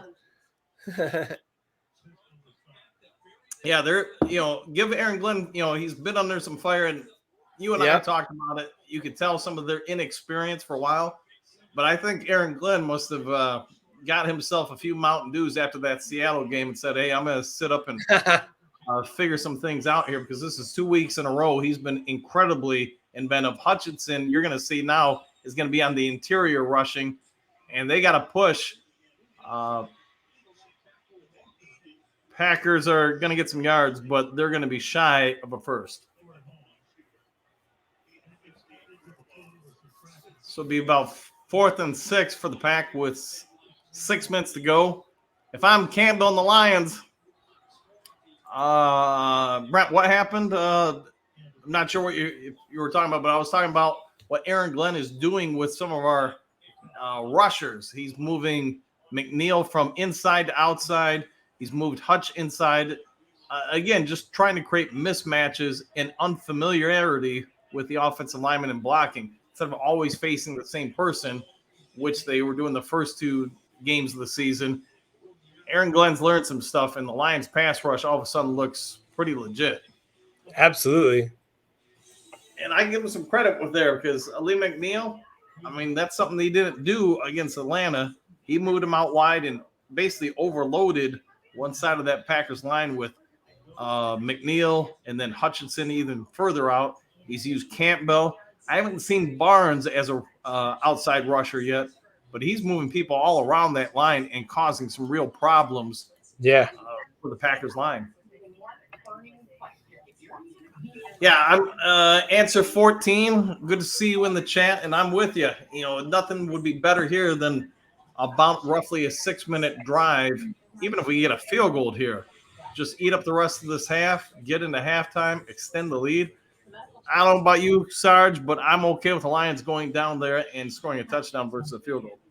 Absolutely. I would like to see them burn a lot of time off. which they might. I mean, even last drive they were running it. I mean, they've been running a lot the whole game, but I think he's going to get a little. I hate to say the word, but I think he's going to get a little conservative with the time that's left on the clock. They definitely don't want to make any mistakes going into the half right now and give Green Bay some kind of false sense of hope. So they're going to try to burn some clock off, but it'd be nice to see them score a touchdown right before the half. You know, I'm with you. I'd like to see them keep pounding it just to keep going after that Packers defensive front. I'd And like let's to face see it, that, yeah. They've been out there a while. They've taken some pounding. Yeah. And, man, if you could just keep on pounding, go down there and score. I mean, those bumps and bruises, if you feel like you got no shot in this game, they start being a whole lot more impactful. They start hurting a little more. Especially, They do. I mean, Green Bay's been 3 and out the whole game, right? Like, other than the penalty that gave them a first down, they're 3 and out. That means their defense is beat up right now. They got to be not happy with the results of this game so far. You know, a couple days ago, and there's those Lions fan groups on Facebook. There's one that you and I are in, and there's another guy who's on YouTube that you can tell when somebody just is trying to get headlines and get people to watch and stuff like that. And he put a video out on bashing Glenn and fire him right here now, and we had a little chat, and I just everybody's entitled to their opinion, and I just thought based on what he was saying that he wasn't watching the films and saying Glenn's been here 3 years, hasn't done anything, and my point to him was, well, last year during the winning streak, so whatever that was, 10 games and 9 games, whatever, our defense became pretty good. And this year, outside of the Seattle game, I thought they've been pretty good. And really, in fairness to them against Seattle, we had the 3 turnovers plus the 2 or whatever it was, 3 missed fourth down conversions that put the defense in a really bad situation. Yeah. Well, apparently Ben Johnson doesn't like you or me because he's not just going to run the ball.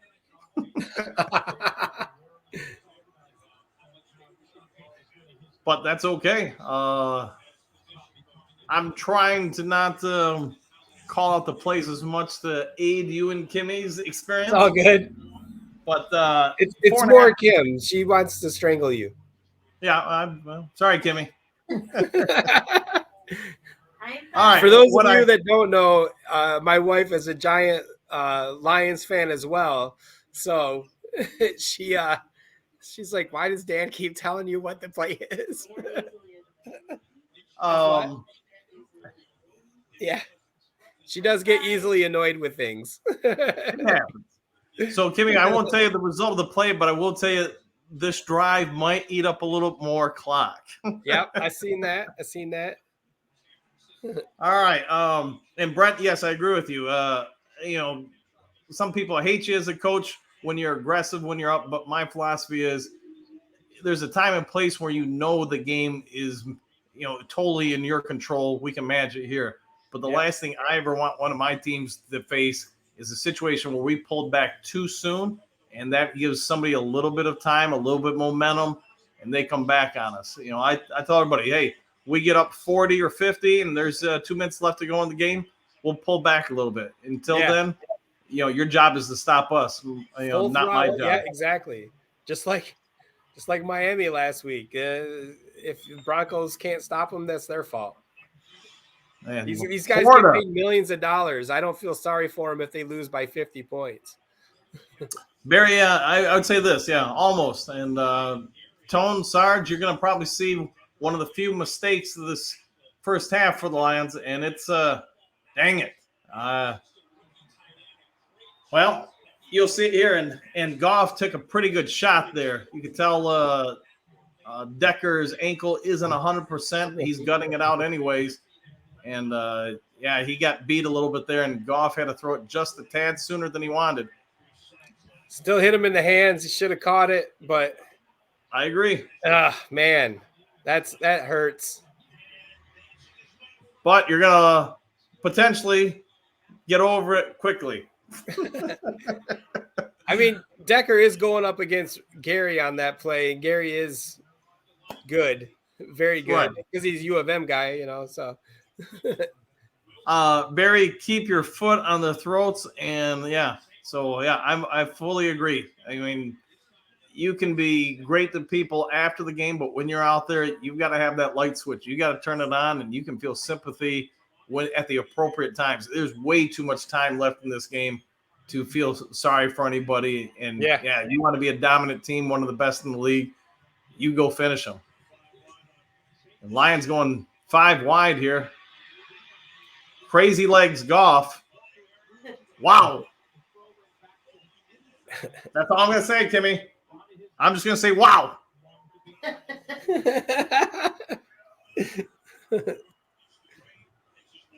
Answer 14 with the answer as usual. I concur. You're right. There's that spin move again. Goff is probably going to get a speed upgrade in Madden next week. He's going to go from 30 to 31. I was going to say 40 to 41. I read this week that he wants everyone to know he's still a running. Who? Goff. Oh, dude, don't even hike it. Kim said that Goff wants everyone to know he is still a mobile quarterback. He's crazy. He said it. There's an article that she read. Holy cow, we got a living legend in the chat. Mike Cooper is Cooper. The Coop. Oh my goodness. From a 79 to 3 with 30 seconds left, still throw long. All right, I'm down with it. What is up, Coop? I think he's maybe talking a little Tecmo Bowl or Madden terminology there. What station is it on? It's on Amazon Prime. There may be some Brent. There may be some. I guess you could say internet sites you can watch it on, but I don't think I should say that on YouTube. That probably get me in the naughty list as far as YouTube. No, answer 14. No mercy for cheese. Yeah, and Coop. Yep, the Coop man is coming. He is in the chat. Coop, is Tommy watching? We've mentioned him a few times, I believe.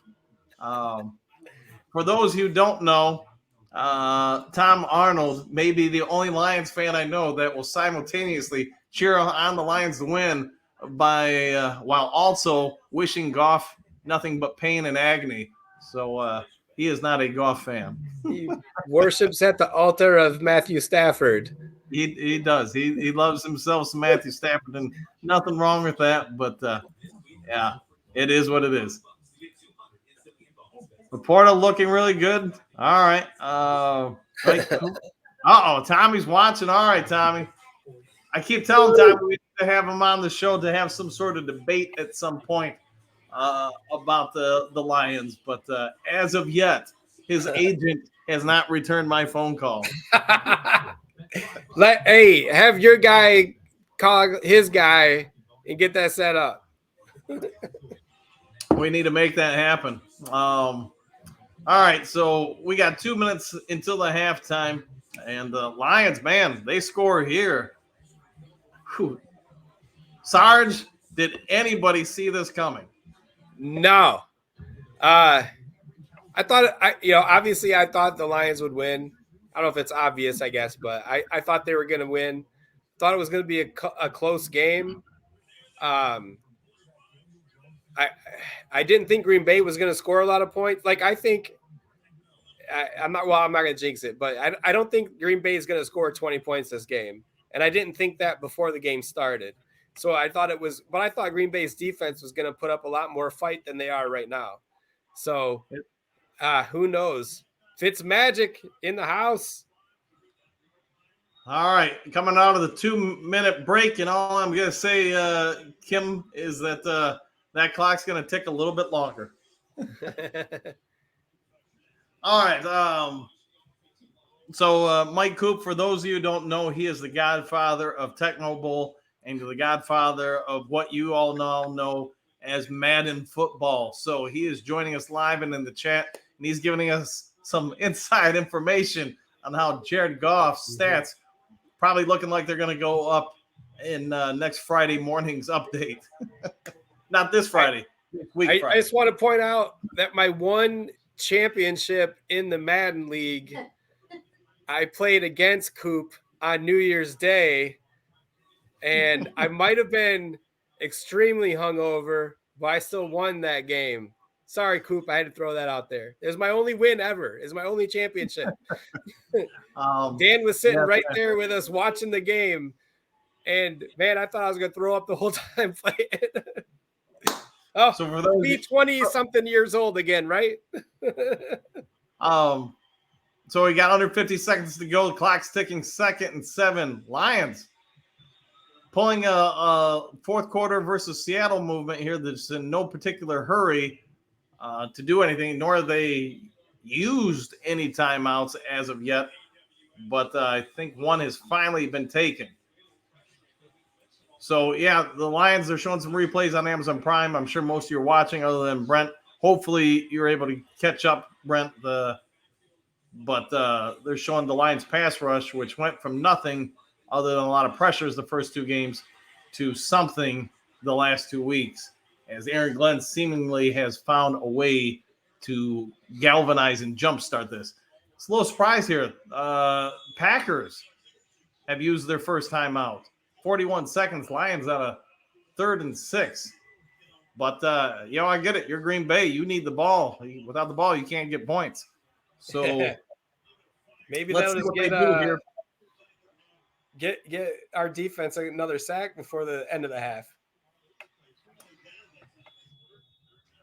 And Lions are going to have to settle for – yep, sorry, Kimmy. Lions going to set up a field goal as Gibbs slipped again, fell down, and Goff just dirted it.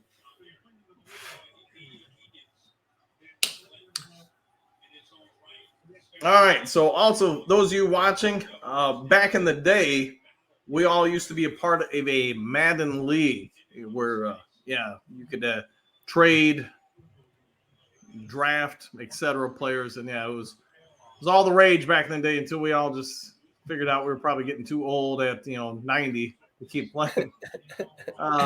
We all had to have our own memory cards for the PlayStation. Remember? It was fun, man. And you had to keep track of your trades, traded players, draft picks, whatever it was. Had to do all that jazz. And we had our own tape gate. Yes, we did have a tape gate or two. All right, so Lions, 34 seconds till halftime. And somebody being evaluated on Green Bay, I didn't catch who it was. I think it said Musgrave. Calvin on D was too much. I'm going to say that was Terrell Owens. That was Terrell Owens. Dano played Terrell Owens at middle linebacker, and it worked. I think it was defensive end. I don't remember. Oh, was it? I thought it was linebacker. Maybe it was. Yeah, I think they've since fixed it, so you can't do that in the game. But it was probably too much. For those of you that don't know, Dan always tried to make anything work in his favor. Any kind of scam he could do. Hey, if you're not cheating, you're not trying. All right. So 27-3, Lions lead by 24. There are 34 seconds. Tone, what do you think we're going to see? Coop, what do you think we're going to see out of the Packers D or offense here? And Sarge, what are you going to see out of the Lions D here? We going after them or are we playing safe? No, go after them. They got 34 seconds. They haven't done crap all game. Go after them. Maybe force a turnover right here and get another 3 points real quick. Amen. Hutchinson inside. Looks like Harris out wide. They're going to get some pressure. It's going to be – sorry, You're good. 30 seconds left. Who cares? Pick 6 before half. That'd be all right. Coop, the wise one, says nothing's going to happen for the Pack. Ain't nothing. And they're going to get some pressure on him, and he's going to throw it away. Boy, that looked like intentional. But I guess you could argue that he threw it away because he got put into the dirt. But yeah, the Lions are getting to Love early and often, and they're starting to look like Terrell Owens on a blitz here. All right. Give me 3rd and 5 here. I love seeing Love on the ground. He's not, I mean, I'll feel bad for him at the end of the game, but he's been down there a lot. I really thought they were going to play a lot more 12 or 13 formation to try to just keep extra blockers in, but with the score the way it is, I mean, unless you're just going to try to run out the clock, Green Bay's really in a bad spot to protect this kid. Yeah. All right, 11 seconds to halftime. Green Bay is going to get their first real first down of the half with 7 seconds left. Kimmy, break it down for us.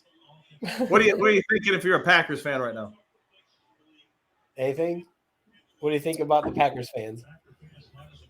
Like, all right, that's Kimmy Lombardo with the commentary. That's why she is the best color commentator in the business for detailed analysis of the situation. Because we're obviously not going to come back. You can look her up on MySpace and go ahead and send her a friend request. He's talking about you. Hit her with questions. Hit her up on MySpace.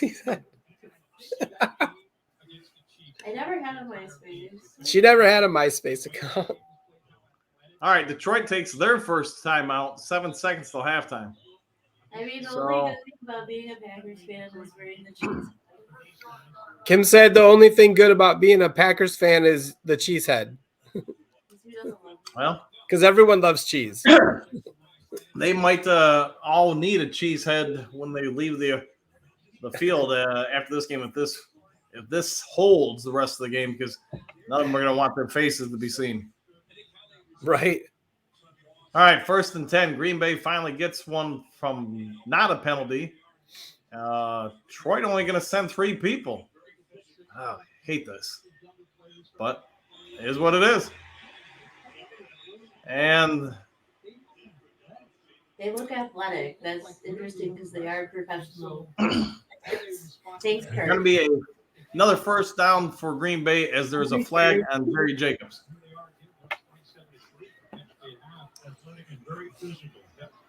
I don't know, kind of a tough one, but it is what it is. It doesn't even matter. There's 3 seconds left. Boy, I really don't know about that. That's pretty ticky tack at the end of the half like that. Like, yeah. Or at any point in the game. Like,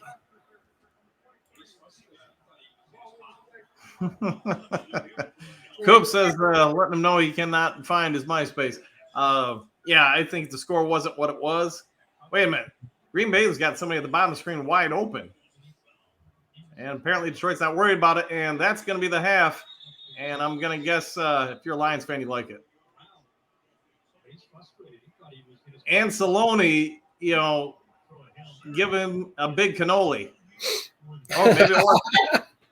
Sorry. It wasn't Anceloni. It was Harris. Just when they showed the replay, Anceloni was on top of him. But to be fair, there's about 4 Lions on top of Love. Love getting another sack. Love may want to go find the bar at halftime because he might want to forget this one. So Harris gets credit for that one, you think? I think so, yeah. He made first contact and took him down. He never let go of him either. Yeah, and answer 14, yeah, they are Swiss cheese. All right, so that's the first half. Go ahead and let me know in the comment section. Anybody out there, did anybody see this as being the first half score? No. Especially when Green Bay got the first 3 points of the game. So yeah, it looked ugly the first plays, right? It did. It looked very ugly. But hey, that's why you play the full game. All right. Pickles. Hey. All right, we need a halftime show for one of these things. And I don't really have anything. All right, what's that? Oh, go ahead. No, I was gonna say I'm probably gonna cut out before the halftime's over here. But I don't know. How do you think the second half's gonna go? Well, if I'm Detroit, I'm doing everything I can to just control that clock just keep it moving. I mean, I don't know what else you would do other than obviously just try to keep adding on to the score, keep the clock moving, do everything you can to keep them off the field. Control the clock, but don't go conservative. Correct. Keep going for the jugular. Keep trying to score touchdowns. Don't Limit just go, hey, we're gonna, run it three plays, burn off a couple of minutes, and then punt it. I would say this. They're not stopping us really anyway, but I would put a limit at say 4 flea flickers this half. There you go. Don't get too crazy with it. All right. Other than that, man, I mean, the defense. Anybody who said that the defense was trash, I think we probably can revisit those statements a little bit. Yeah. The other part of it is, okay, we looked great against 2 straight weeks, quarterbacks that aren't elite. The first week of the season, what we did to Mahomes, I get everybody said, hey, he was missing Kelsey or whatever. You know what? Everybody's going to miss somebody. Everybody's not going to be healthy. I hated the fact the national media said, well, the Lions were aided by a bunch of drops. What about our drops during the game? Right. And those don't impact us. and Mahomes being without Kelsey is different than, I don't know, Jordan Love without Kelsey, right? Like, Mahomes is still freaking Patrick Mahomes. Just because he didn't have maybe the best player, he still had he's still the best player. Like, it baffles me that they're like, oh, he didn't have Kelsey. He's Patrick freaking Mahomes. He doesn't need Kelsey to win games. It helps. Not saying Kelsey's irrelevant because obviously he's a stud. But got a question for you. See it on the screen. Scale 1 to 10. What do you think the Lions' first half score? I'm going to 10. I mean, yeah. I mean, I don't think 9.9 because Goff threw that interception, but that didn't help. That didn't hurt him at all. So 10, yeah.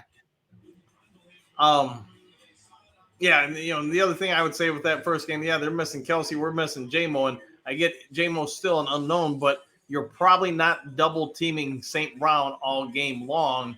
Yeah. If you got J-Mo out there, because man, you're not leaving him in single coverage all game long. I would think. But who knows?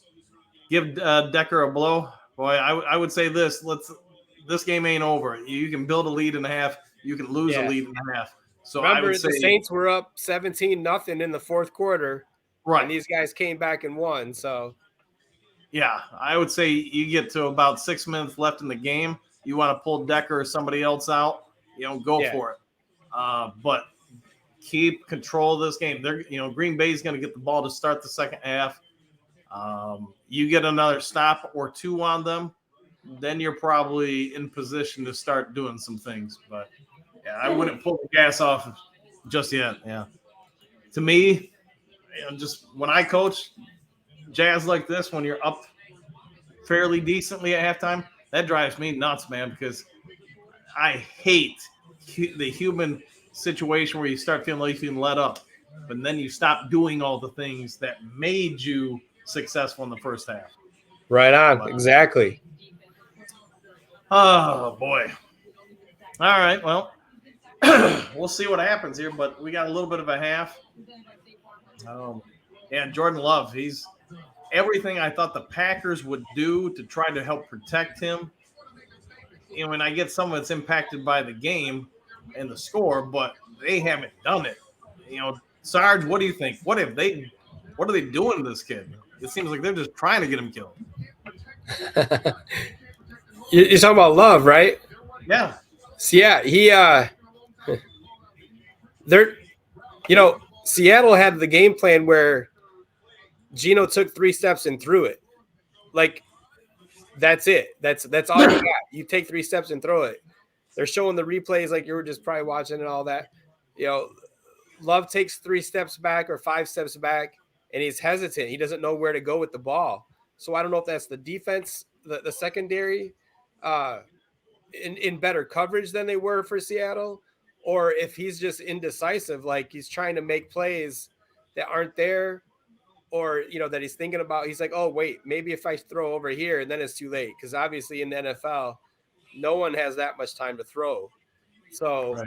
he's definitely he doesn't look he's indecisive. He doesn't look like he's maybe he's not making pre-snap reads right, something, but he's holding on the ball a long time. I mean, we got 4 sacks in the first half, right? We do. Yep. So, if we that's a lot for one half. So that doesn't even include all the hurries and the knockdowns and all that. So that kid's taking some hits, man. Yeah, and they only got 1 true first down that half. So they got 1 first down on a penalty. Actually, two first downs on a penalty, right? And then 1 real first down. So right. You were asking about what's that? Oh, I was just saying, one of the people in the chat was asking, do you think we'll see Teddy 2 gloves? And maybe if this lead continues to push somewhere in the 4th, could I see him come in? Yeah, for sure. Get him some reps. But only if it's like well out of hand. Like, I don't want to. I mean, which is probably. I mean, it's not like they're gonna go, hey, we're up by 10 in the 4th. Why don't we just sit golf for the rest of the game? But right. Hopefully we don't see Teddy unless it's a kneel down situation. Kim likes to call him Terry Bridgewater. Oh boy. Let's see. My forecast for the second half: Pain. Yeah, Pain reference there. Answer 14. My prediction: Pain. I could see, like I said, 4th quarter we're up, 20 or whatever. Maybe like 8 to 6 minutes left. At that point, I could see some people coming in and getting Decker out or whatever. But man, don't celebrate too soon and give a team an opportunity. I mean, if we're looking at maybe resting some of these guys that have been injured, they do get an extended week before the next game. So this is a Thursday night game, so they get 3 extra days. So they have like 10, 11 days before they actually play again to get that rest that they could need. Tell Avery as today, Coop. Tell Jalen too. Tell Candy. Tell everybody. Tell the fam. What I would say is, you're 100% right, Tone, that you'll see, normally you would have a day or 2 off and then you come back at the NFL. But since this is Thursday, they'll have Friday, Saturday, Sunday off. They'll resume Monday with just, kind of reviews, positional coaches breakdown, maybe some game film review. And then Tuesday, Wednesday next week, they'll actually put the live practice drills, competitive drills, or, walkthroughs and things of that sort. Thursday would be a no pads practice, and Friday is just walkthroughs before the next game. So, they'll have a few days off in a row after this. And we're kind of fortunate. We get this win. Mm-hmm. Think about it. We've already kind of had too many buys this season. Yeah. And that's impressive. And then what we got, what is it, like a month until a little bit more than a month, I guess about 2 months till Thanksgiving. Yeah. Where you have another one. I'm trying to think. You remember, I don't remember offhand, when is our bye? Oh, it's October 15th. October 15th. That's what Kim says. She knows that far away. No. So for your Lions, you've got 2 mini buys plus a real buy, and then Monday Night Football is like 2 weeks after our bye. So they get a lot of extra days at the beginning of the season, which is nice.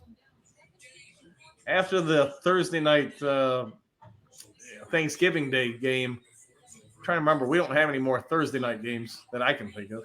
No, I don't think so. They might flex a couple of Sunday night, games to Sunday night, but that'll be after Thursday. After the Thanksgiving Day game, it's all Sunday games. I think so. Yeah, I think you're right. Oh boy! I thought they had the days. No, I'm just saying that there's some that are. Yeah, I think they have days. They're just not. They might go to night. That's what I'm saying. The flex. Yeah.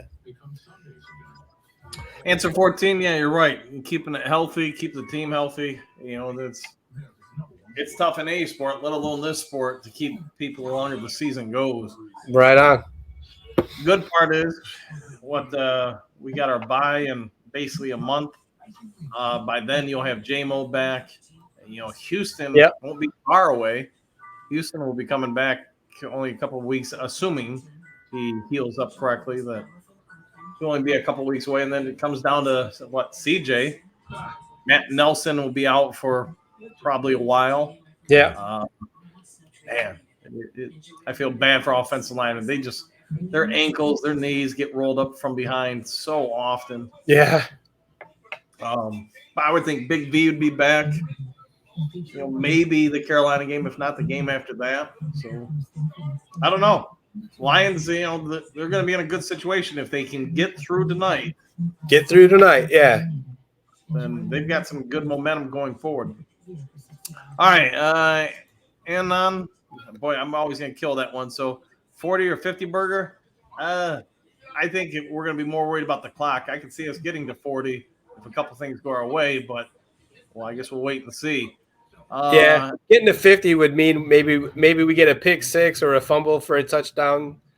Getting up to 50 probably won't happen. Yeah, I think it would take a little bit there. One of the friends of the channel, hey, if you guys like sports in general, especially if you want to keep up with the Minnesota Vikings, go check out After the Review Sports. Does a phenomenal job with things, and he's a friend of the show. We have him on from time to time, and I'll always enjoy. Black Line, I'm feeling a 40-pointer coming. Yeah, we're in striking distance, and we definitely could, especially if we get a couple plays to go our way, a couple drives to go our way. Could definitely happen. Mosley will be back next week. Yeah, I think he was real close to being back tonight. But if obviously he's not fully ready to go, keep him for next week. And then Black Lion, Matt LaFleur looked so dejected. Yeah, because I guess if you're a coach, everybody had this game built up. Hey, we're gonna want to go ahead and see where we rank. We got a chance to contend with the Lions for the division, and not that they still don't. Even if they lose this game by 100, I mean, right? You lose by 1 or 1,000, it's still just one loss. But Laporta, this kid, talk about him, Tone. This kid is off the charts, and he's a rookie. He's better than they thought he was going to be already. They said, even Campbell said that him and Goff have just this chemistry that he can't even explain how well they've connected so far already in this young season as a rookie tight end. Rookie tight ends aren't supposed to do what he's doing already, and right. he's rewriting the playbook for tight ends. All right, so real quick, there's a hold on the kickoff. I'm guessing Green Bay is going to have to move it back, even though it was a nice return. Latest update I have on CJ is that you're probably looking after Thanksgiving at best. So I would say it'd be more realistic that if he returns this year, you're going to be early to mid-December. And I would say this, guys, that's probably being optimistic. Yeah.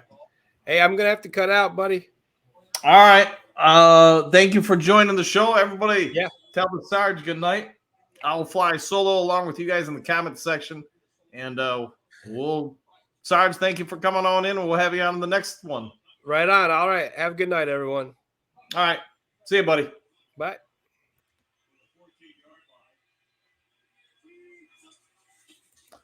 All right. So let's just keep going back to what we're seeing.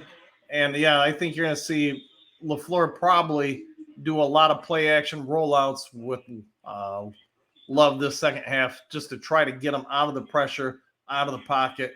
And he might be struggling with his reads, but you got to do something. He can't just sit back there and keep taking these hits. So, all right, looks like a couple of you guys. All right, no, you're saying, yeah, good night to the Sarge. All right, 2nd and 4.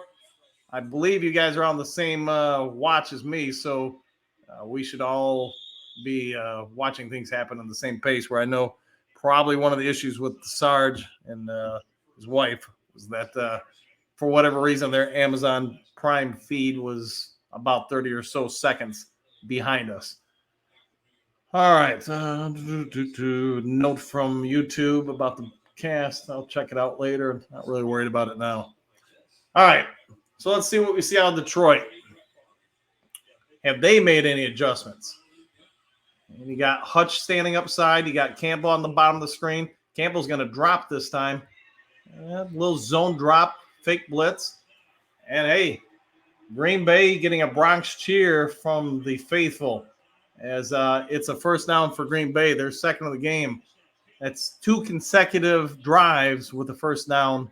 So a bit of a hot streak. And I get if you're a Green Bay fan, you're frustrated right now. But if I'm a Lions coach, a Lions fan, man, you got to get them off the field. Don't let them start believing. And even though you got the lead, you know what? Good teams put other teams away. And this is what you don't want to see, is starting to see some momentum building. Do what you can to choke them out. And that's a big play. Single high safety, even though you're going to see Branch, you got him targeting it there, dropping. And too many people went with one guy, and that left somebody open underneath. It's a miscommunication there by the Lions. And already they're just beyond midfield. So Lions could really do themselves a favor here by getting the Packers off the field. Oh, and that is a hit. If you're at the Main Street Pub, that's an ouch. And there's a flag for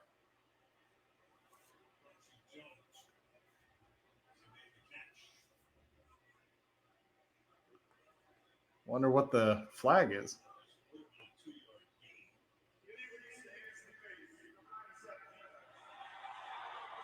All right, penalty on Hutchinson. It's going to give them another first down. And again, hate to belate the point, but good teams put bad teams away, other teams away, whatever you want to say.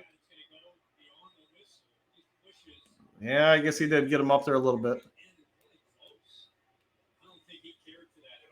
Yeah. Maybe not a great call by the officials there. All right, so what do we got here? We got Green Bay. They're 3 minutes into this drive. Got to get them off the field. Even if you hold them to a field goal, that's okay. But got to have them not believe. And that's going to help the Lions. As Love right read there, just a little high. All right, so let's see what we get out of the Lions defense here. Aaron Glenn, if I'm him, man, go after him. Keep doing what you're doing the first half. Don't let him calm down because he's starting to calm down. But I also get wanting to get Love to be consistent and have to beat you over and over again. Got Hutch at the bottom of the screen, standing tall. And you got Harrison up top. You're going to do a flip play. Somebody's got to clean him up. Nobody cleans him up to the sideline. And penalty flag here for something. Personal foul. And Brian Branch is holding his ankle, and he is hurt. So not anything Detroit Lions fans want to see.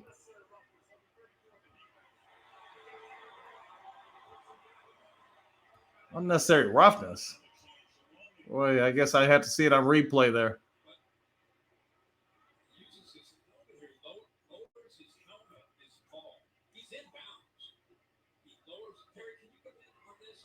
Boy, I just don't know about that. But, hey, you know, I think you can say what you want about the officials. You can say what you want about leagues. I do think in a situation like this where you got a primetime game, they're going to do everything they can to try to make it less horrible. And then Brian Branch, let's see what's happening here. Ooh.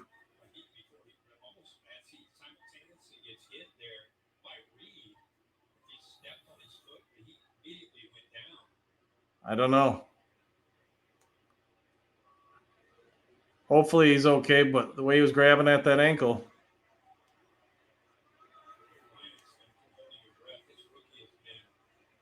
He's trying to put weight on it, so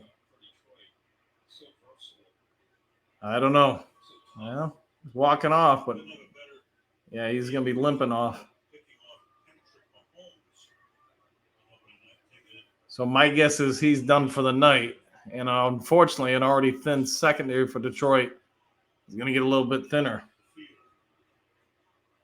Let's see if we can get a better look at what happened here. Oh, I see. Yeah, he twisted it in the tundra. So my guess is he'll be all right. He just probably twisted it pretty good there. Just a bad plant. My guess he'll be okay. Whether or not he's back today, who knows. But anyways, 11 and a half minutes to go. Lions trying to get a stop here. And hey, we'll take that. That'll be a stoppage. Uh-oh. It was on prime, locked up for a second there, but is back again. All right. So what do you guys think of the start of the second half so far? I guess if you're a Lions fan, the good part is you are forcing Green Bay to eat up some clock. My prime feed is a little shaky right here. Looks like it's underwater. So something's happening to the signal. But I can still see it, so it could be worse, right? All right, Love back to pass. He's going to get pressured. Then Green Bay's play is going to get blown up, and I'm pretty sure there's a hold on Green Bay. So it'll be a taster's choice opportunity for the Lions. Do you accept the play for a loss, or do you call the penalty? I'm guessing you take the play for a loss because they lose the down. Yeah, and it looks like that's what Detroit's going to do. Third down here. All right, get a stop here. Hold them to a field goal. Harris, yeah, just nice inside move, and he was held quickly. That's what he saw otherwise, yeah. And then the play just got blown up by everybody in the backfield. In a second here, guys, just so you know, I'm going to have to get some more water. We're running out here. All right, 3rd and 15. Just a little over 10 minutes left in the third. Let's see. Can the Lions get a stop? They're going to get some pressure. It was a slip screen, and they are going to stop them about, I'll say, 10 yards short, first down. So if I'm Green Bay, I'm going to go ahead and, if I'm taking the points. Brian Branch being carted off. I'm guessing, looks like the Green Bay is going to go for it on 4th and 9. And I get it. You need touchdowns, not field goals. So Lions could really do a dent to Green Bay by denying them a first down here. And they're sending some pressure at them. And they got it.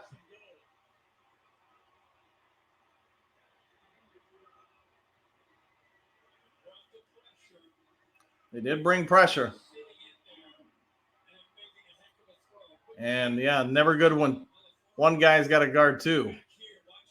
Tracy Walker, I think it is the deep, and yeah, he's just too deep. He's in the end zone with nobody to guard.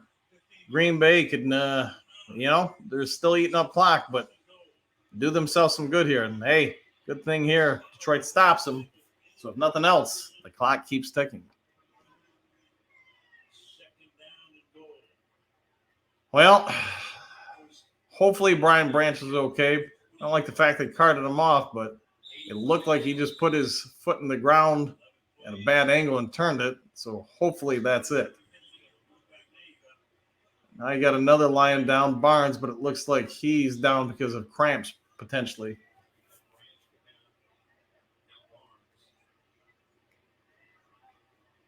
And like I was saying at halftime, man, you don't let up.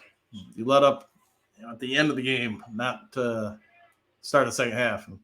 All right, we're going to have a commercial real quick, so I'm going to go ahead and get some more water. Be right back.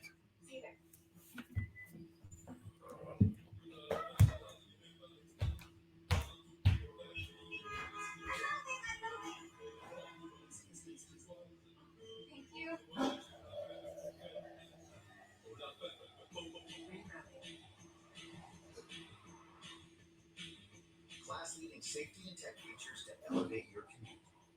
The all-new Hyundai Kona. Oh, what's up? You watching the game? Maybe the one later. Put a little better GM action on it now. Any game becomes the game. When you got O's and runners, man, every time you throw the ball, kick the ball, pick the ball, it's not even the ball. It's the ball. Now that bet's got you watching every inning, half, round, period, set, hold, elect. Right from the end of your seat.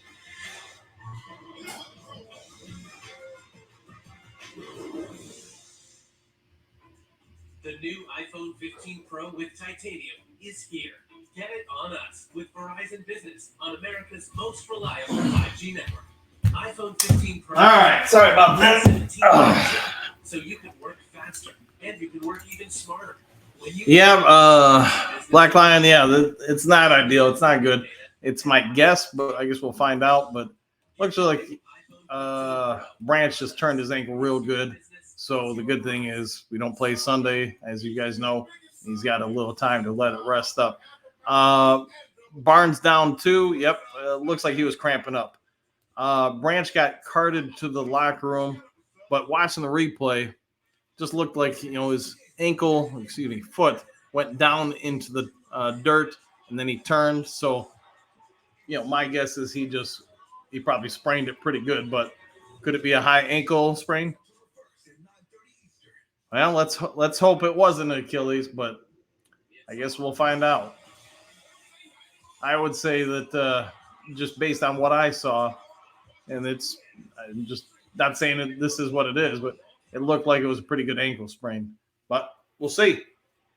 Barnes, as you're seeing on the screen, I would agree. Black Lion, yeah. Achilles, yeah, he wouldn't have been walking off the field. But maybe. I mean, we'll see. Barnes, he's going to be okay. Like you can tell just the way he was stretching. He just cramped up pretty good there. All right, so Packers on a real good drive here. But again, they're eating up a lot of clock, which is what the Lions wanted. And wide open. Miscommunication there clearly from Detroit. Not that we've never seen that. It's weird. We see that as Lions fans so much. And yet, I don't know if I really ever see it happen where the Lions score because of a miscommunication on something like that. So Watson here. Yeah, nobody handed off there. They stayed with him. Yeah, it'll be the easiest touchdown pass he's ever had. All right, so you can minimize the damage a little bit here by stopping the 2-point conversion. 2-pointer makes it a 16-point game, and hate saying that you got to learn from stuff like this, but you just can't celebrate too soon in any league. And again, miscommunication in the secondary.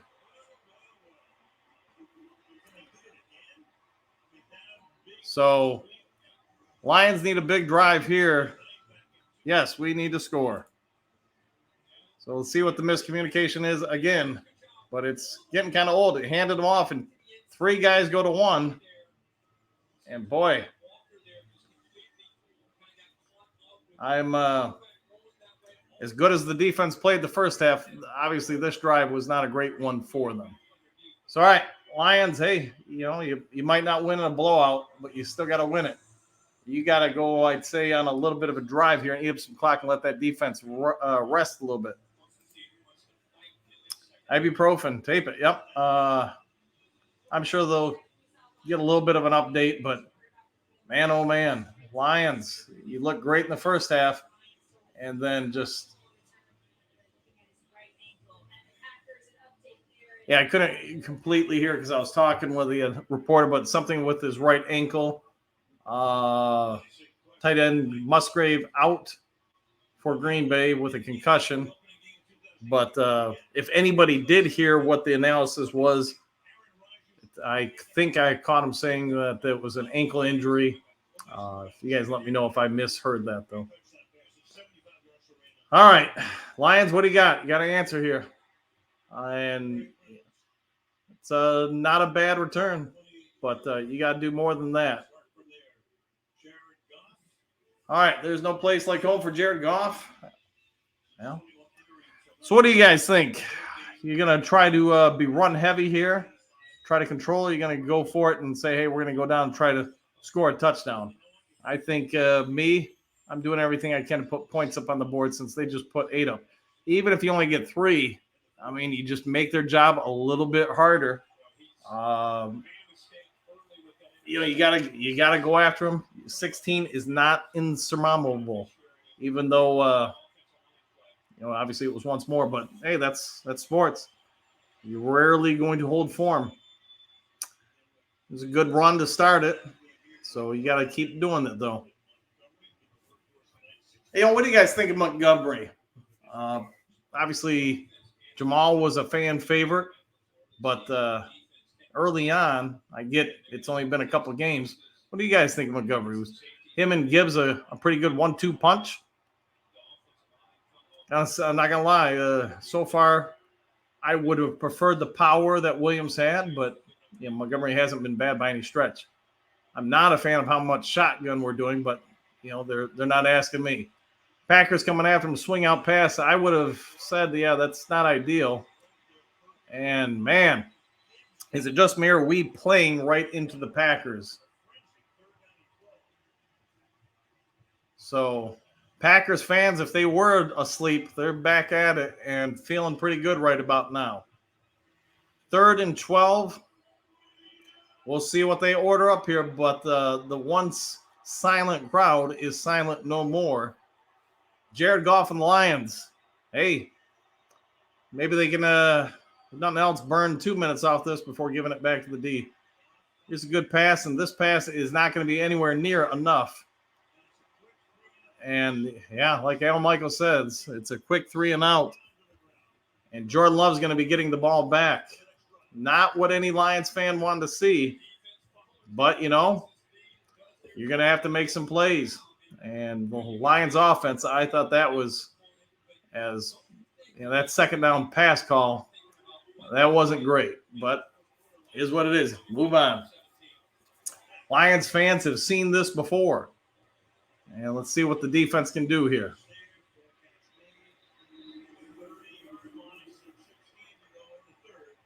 All right, so we've got 6:16 left in the third. Packers down 16. Gonna try to make a bit of a comeback. Dan Campbell, yeah, you gonna have to do something here to not allow this to become a game again. And boy, just hate it when people get conservative, and that's what the Lions did. Instead of keep after Love, you let them calm down, you let them get right, you let them get confident. And when people get confident, they just do more things. Of course, the opposite side is as they start performing better, you become unconfident. You become jittery. Your players. And loving Montgomery, me too, man. He's not been bad so far. I preferred Jamal's power more, but Montgomery has not been bad by any stretch of the imagination. So, all right. Well, let's see what Aaron Glenn does here, because this is a huge defensive possession for Detroit. All right. While we're in commercial, I'm going to go do something real quick and be right back.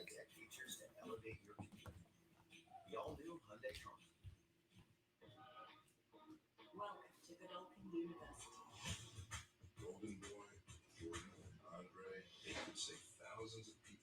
Let's come up with your secret name right here. Bloody Mary. That's terrible. Okay, Coagula. Even worse.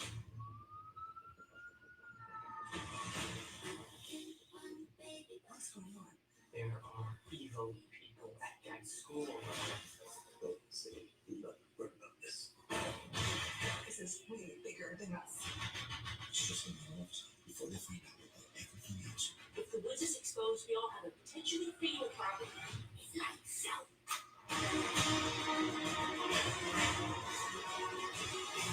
We need to make this right. Lights out.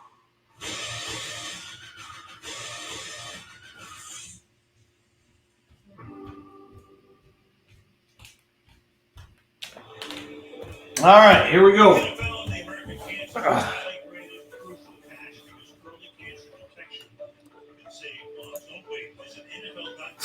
Who's going to replace Branch? That's a good question. Maybe Chase Lucas. Yeah.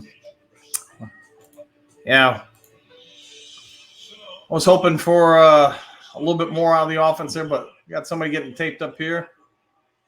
Can't see the numbers, so sorry about that, guys. I can't see who that is getting taped up. If anybody did know, let me know. All right, Lions need to get a stop here. They need to get the Packers off the field and regain some momentum. And Jordan Love, that looks like a backwards pass to me. That would be a fumble if you ask me.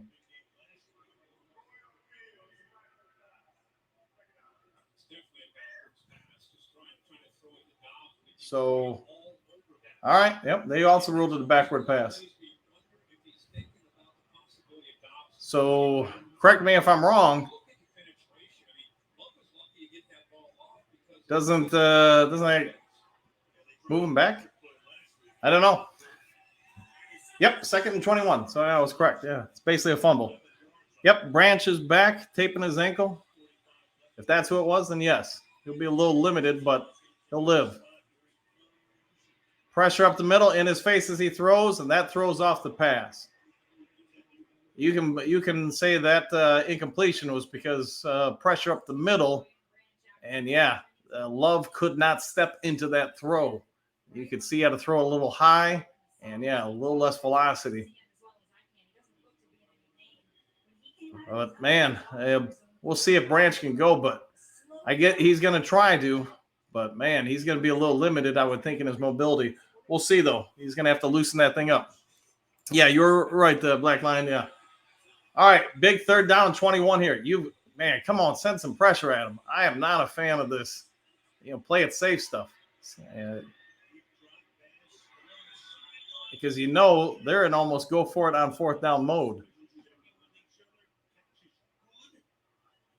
So let's see what they do. It's going to be 4th and I'm guessing about 10. Oh, 4th and 6. Yeah, not a fan of this. What got you in the situation when you were up big? It wasn't dropping, 8 guys into coverage because your coverage is not your strength. I'd be looking for the fake here too, to be honest. Good thing is there is 5 minutes left in the 3rd. Lions can go down to a score here. You're really going to put a ton of pressure on the Packers, and there's going to be a flag for a block in the back. I'm pretty sure you could hear all the Packers fans yelling and screaming for it. So not ideal. I'm going to push Lions back a little bit more, but doesn't matter. I guess the bright side of it is you now have more field to work with to eat up more clock. By the way, my cat is begging for more and more attention. All right. They're going to talk about it, so there must have not just been one penalty or one situation. So let's see what they say.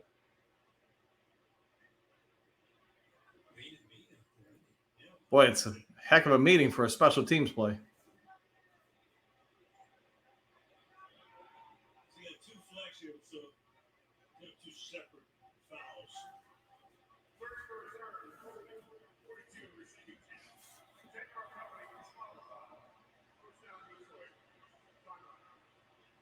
All right, so holding on Detroit is going to push him back 10 yards.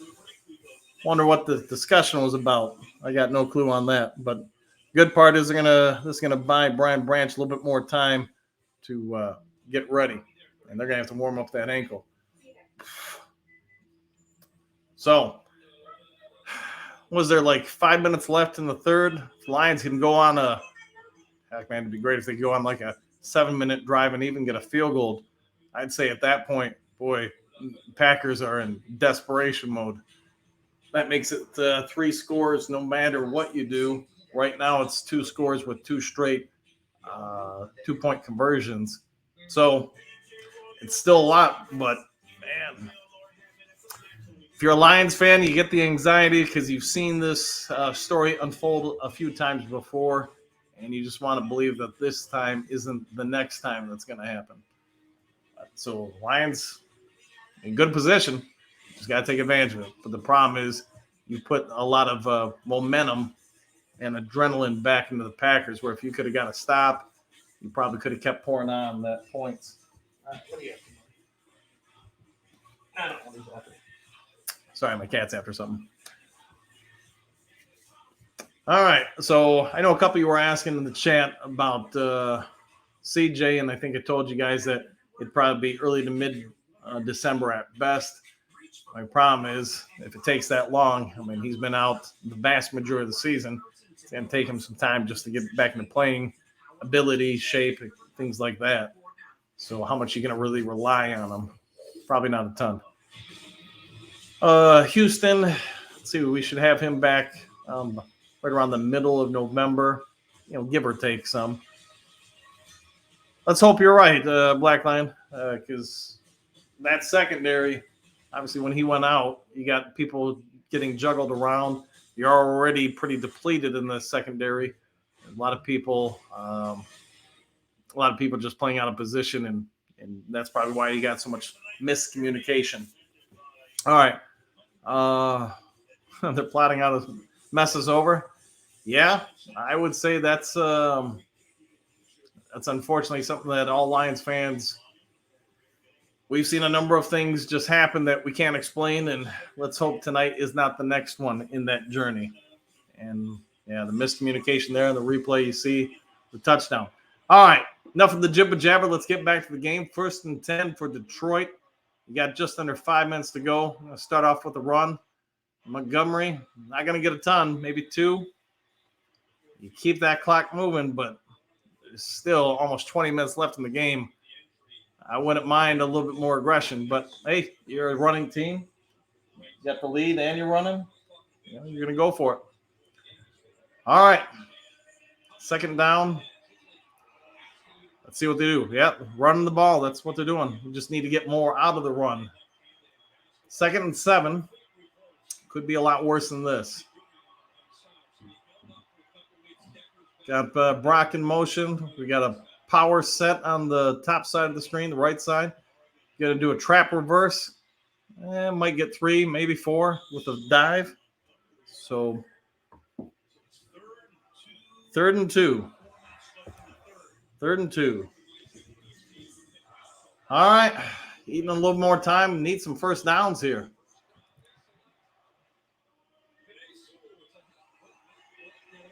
Man. How about, we're pretty depleted on the offensive line. I was going to say, how about Penei Sewell as a fullback blocking for somebody? I wouldn't mind seeing that formation because I feel real bad for whoever he runs into. Gibbs in motion, drag route back out, and he's going to get the first down out of bounds. They're going to get another first down and keep that clock ticking. Really, Detroit gets 3 more first downs. I mean, that clock's going to be into the 4th quarter, and you really can start enforcing your will on Green Bay because at that point, you can control a lot of things, but you got to get there first. Finally, a little creativity out of what we're doing with Gibbs. That's a lot of pressure for somebody to have to cover him because, as we all know, that he's quick. Montgomery up the middle, fighting for a few yards. I think he's got 5, so we'll set up a 2nd and 5. Maybe limiting snaps, yeah. Probably going to be okay, and it won't hurt that he gets a little extended break after this. But Lions, yeah, they need to go out here and keep chewing that clock, keep moving that ball, and I would love even a field goal on this drive. But you do see that they're being fairly conservative with the play calls, unlike the first half. But you're trying to protect the lead, and I just think it's a little early for it. All right, a little play action rollout. Goff's got time, and he's going down. Looked like he was going to go deep. And, yeah, there apparently wasn't nothing deep. Well, what was 2nd and 5 is now going to be 3rd and long. And, yeah, nobody bit on the play action. Jonah Jackson came over, and unfortunately, the play just wasn't there. Goff probably did the right thing and ate it. Yeah, just nobody open. So lost a 10 on the play. Detroit's offense starting to sputter. And, yeah, probably a smart move here. Just a little bit of an inside handoff. Get a little bit more yardage. Well, Detroit's defense gonna have to play more like they did in the first half than so far they have the second half. And Detroit's offense, 2 straight drives to start this half where they've done nothing of note, really. So a tale of 2 halves so far. And we might have a game after all. Good thing is the clock's still ticking, and we're just about a minute left in the third. So I would think not a great punt. It is getting a Detroit roll, though, but not what you normally get out of Jack Fox. All right, final minute of the third quarter. Man, we get a stop here. I'm liking our chances. By the way, shameless plug time for anybody watching. But if you've considered buying or selling real estate in the state of Michigan, I don't care if it's the UP, East Side, West Side, Middle Side, whatever side. I am a realtor with over 30 years of experience. And if you'd like a little bit of insight how I can work for you, try to help save you some money, don't be afraid to give me a call or text. Go ahead, 269-998-2384. I do residential, vacant land, commercial properties, developmental properties, rental, income, you name it. Over the 30 years I've done it. So give me a buzz if you're in the market for real estate in any type of fashion in the state of Michigan, even the Upper Peninsula. Yeah, I go up there too as well. So give me a call and let me see what I can do for you to help you out. Maybe make you a little bit more money and save you some money. So food for your thoughts. All right, getting back. Well, scale of 1 to 10, how important is this defensive drive for the Lions? Get a stop here? You liking the chances? Go ahead and let me know in the comment section below. But I'm going to say this. This drive, I'd say it's like a 9. I might not go all in, but I'm pretty close to it. You need to get Green Bay off the field probably 2 more times this in a row, and you're in a pretty good spot to control this game. Right now, if they go down and score a field goal, I mean, you got some chinks in your armor here. So see what shakes out, though. The good thing about the scoring drive Green Bay did have is Detroit's defense did force them to burn, I want to say 5 or 6 minutes off the clock. So it did its job in that regard. Obviously, we would have liked them to keep them out of the end zone and then the 2-point conversion, but didn't get that. Amazon Music. I have not checked that out and don't really plan on doing it tonight. Tonight, I'm probably not going to do a post-game show. I'll do that in the morning. In case you guys are wondering, I typically do a video in the mornings between 7 and 7:30 a.m. Sometimes I do it from the Circle K in my car. Sometimes I do it from the studio, so just kind of wherever it hits. All right, 54 seconds left in the half. Come on, Detroit. We need a stop. 27-11. Lions lead. Lions got everybody up on line. They smell run, and they're going to hold Green Bay to about 3. We'll see what they say, but I'm going to say 3. All right. Nothing else. Keep that clock ticking.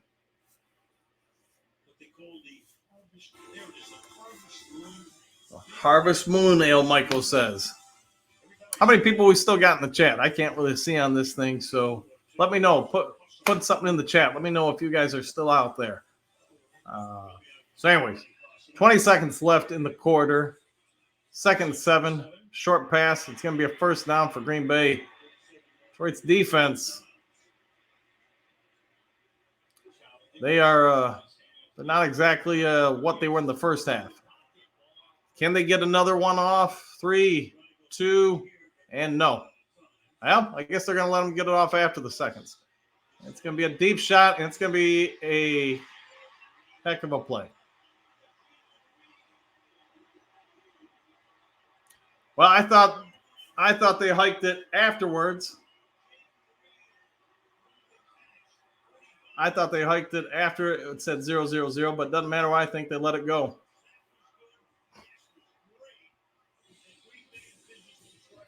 Wow. Well, you were hoping that they would just get them to eat up like 6-7 minutes. Instead, Detroit's defense, Will Harris, got beat deep. Well, we got a ball game all of a sudden, and there's no way around that. I just pulled a Dan Marino there. Got everybody to sleep and just went deep. Well, stop me when you've seen this before. Ugh. Dominant one half, playing scared the entire second half. That's what I would say. That's exactly the same as near left turbo tortilla chip flippy poppy extra spicy sauce. You're thinking of diced onion tin, ground beef, ricotta. All right, give me a second while the commercial's going. That's not even a play. That's a big ZD recipe. ZD. With coverage for your whole lineup in the app, it's easy to get. It's ZD time. Let's go to lunch. You're watching Thursday Night Football, only on Prime. How much should we next I'm they beat Wall Street at their own game. They thought their money is widely entertaining. You're you guys are bankrupt. No, what? How much do we lose today? $1 billion. No money. The GameStop story now playing exclusively in theaters everywhere. Put it on. All right. Sorry, guys. I had to check the phone real quick. And just wanted to see where we're at with things. Because I do have to work tomorrow, you know. All right. So let's, well, anybody catch where Green Bay got the ball? I want to say like the 10-yard line. Am I wrong there? So I believe that's about right. And unfortunately for Detroit, you fall asleep. This is what happens. And we talked about it at halftime. You go and celebrate and thinking the game's over. And rarely is it ever over. At least until the clock all says 0-0-0. Well, Dan Campbell and his band of people are going to have to keep doing some learning here. And that's really all I can say about that. And, you know, they're still up 16. You got the fourth quarter, but, man, oh, man. Cannot believe that pass. And the lack of defense there. But, by the way, this dumb money, that's something I'd actually like to see. That doesn't look too bad. Looks like something I'd want to see. So, yeah, Packers at the 10-yard line. Well, we got a ball game. Nope, at the 9-yard line. Detroit's defense, man, really needs a stand here. Hold them to 3. But you know they're going to go for it on fourth down. From the 9. First and, wow. Got to get over it. Play the play that's here now. Just loft up, and it's a touchdown.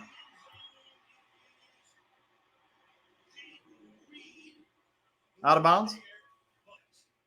Whew. Dodgeable there.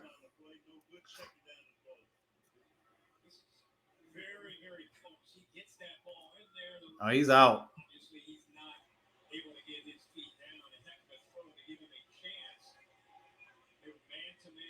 He's out with the first foot and out with the second foot, so he's just out. All right, come on. D needs you to make a play. That's simple. And, boy, what is going on here? They're dropping Hutchinson, or is he going to be a delayed rush? No, they're dropping him too. And, wow, wow. Aaron Glenn is, giving them some praise the first half. And then there's the second half. Faking his injury? I don't know. I don't think he faked it. I think he was injured, but, I'm not Brian Branch either. So surprised by this out of Glenn because you had so much success in the first half being aggressive. Second half, you played incredibly passive, and the Packers have ran you over. What did we talk about at halftime? Hey, you beat somebody down. And here we go. Another 2-point try. They get this one. They only need one more touchdown, 2 to get it, and they got it. Oh, maybe not. He is short. So victory after death for Detroit. It's going to keep it at a 10-point margin, 2-score game. Huge possession for Detroit there. Huge stop. I thought he was going to get in, but look at that. Just short. He's down. He's out. Kaminsky with the play there. He is down. Yep, knees are down before he's across. So great stop there for Detroit. Pack fans might not like it, but it's right. His knees are down. The ball crosses after he's down.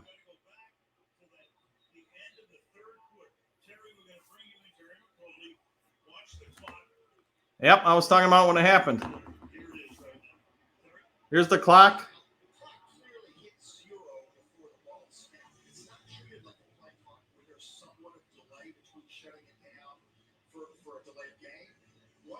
Once the game clock hits 0, it's over. It should be shut down on the field by the officials. Final note, it's not a reviewable play. Not reviewable. How about that?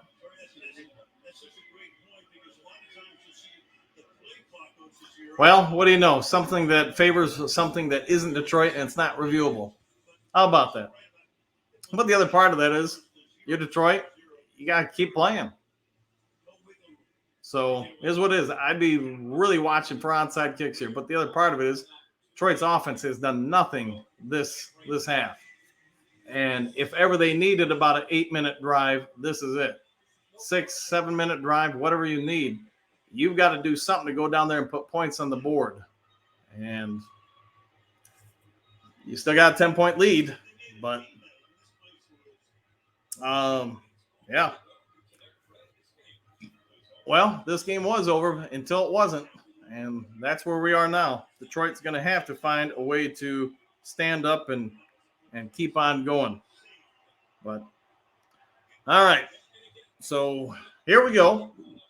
Just under 15 minutes. And Lions are going to have to make some adjustments here. They've got to get offense. They've got to get points. They've got to eat some clock. And boy, the little flip pass. It's going to get some yards. Keep that clock going.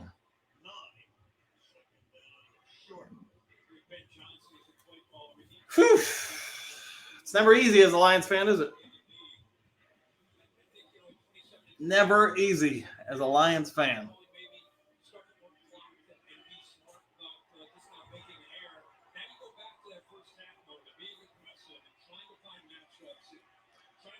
All right, 2nd and 2. I'm hammering it at them.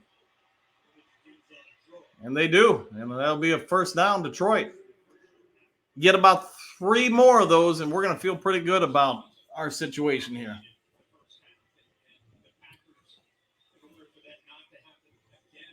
What are you going to do? If I'm the Lions here, I'm going to keep running it.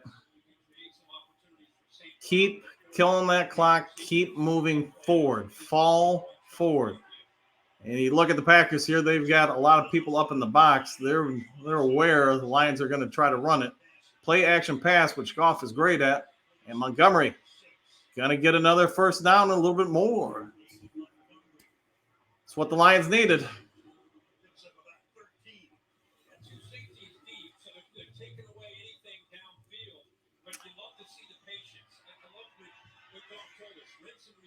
Rinse and repeat. All right, so you're doing the first part that you need, which is take time away from Green Bay. It's the one thing they can't get back. 13 minutes left.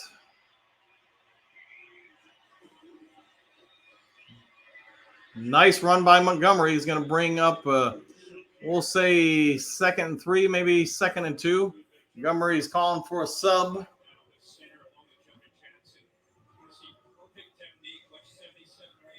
Lions, if I'm them, it's 2nd and 2 or whatever it is. I'm just going to keep pounding it here. You're across the 50. You need to keep going. Keep eating that clock. Do everything you can to force the situation.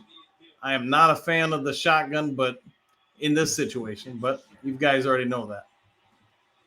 It is going to be a run, and it's going to be a run for nothing.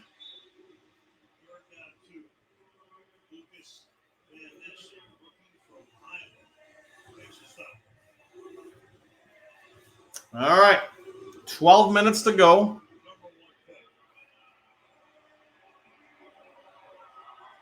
Second and 2. If it's me, I'm still running it here. I'm going to take it down to about 10 minutes left in this game. They got to make up a point a minute. Of course, the way our defense is played might not be as imposing as it once was thought to be. Confusion at the line with the blockers. Green Bay, everybody up. It's going to be a run. It's going to be a first down Detroit and a little bit more. And I'm not going to lie. I'm going to run it this time too. Play action and throw deep. Not expected. I would agree, Coop. But, man, I'm a jaded Lions fan, as you are probably aware, sir. I'm going to do everything I can to just eat that clock. We get field goal just makes it more difficult for them. But, yeah, I'm power package here. We'll see what they do.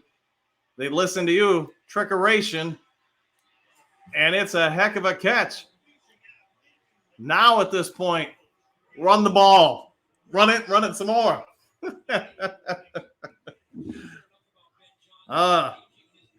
What are we going to do, Lions fans? What are we going to do? And the Sarge is letting me know that the game clock. Yeah. Game clock did the Lions dirty. Green Bay shouldn't have got that pass, but it doesn't matter. It's history now. You got to move on.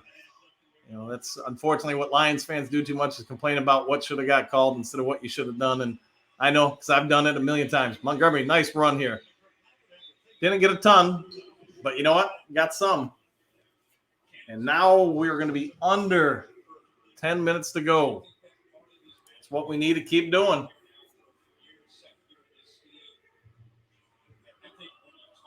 All right, 2nd and 7.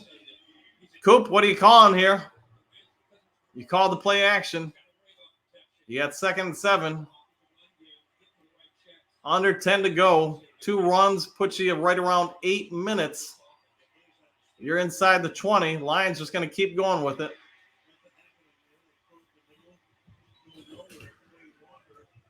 All right, so Coop is calling for the screen.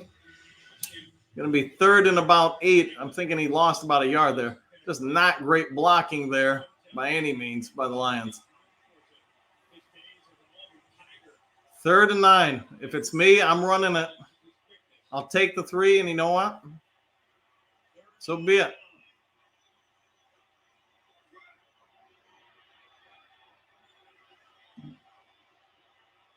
Got to get it off. They do. It is another run. It's going to be a pretty decent one.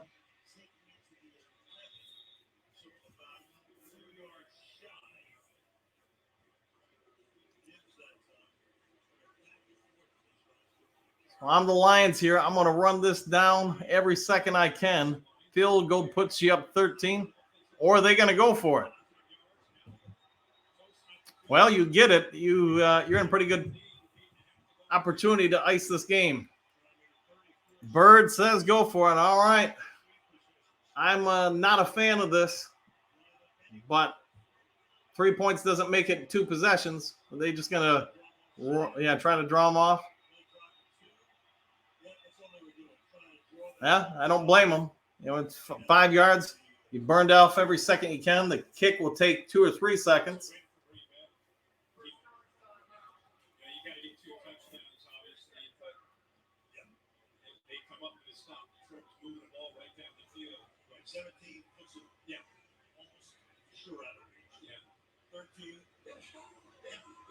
All right.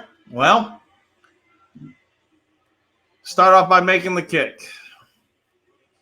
Figure 3 seconds off with the kick, maybe 4, then the kickoff takes you right down to 8 minutes to go. I mean, it's going to be a tall task for Green Bay. Not that it's not doable, but you're forcing Green Bay to do what you want them to do on offense. I guess that's the bright side of it.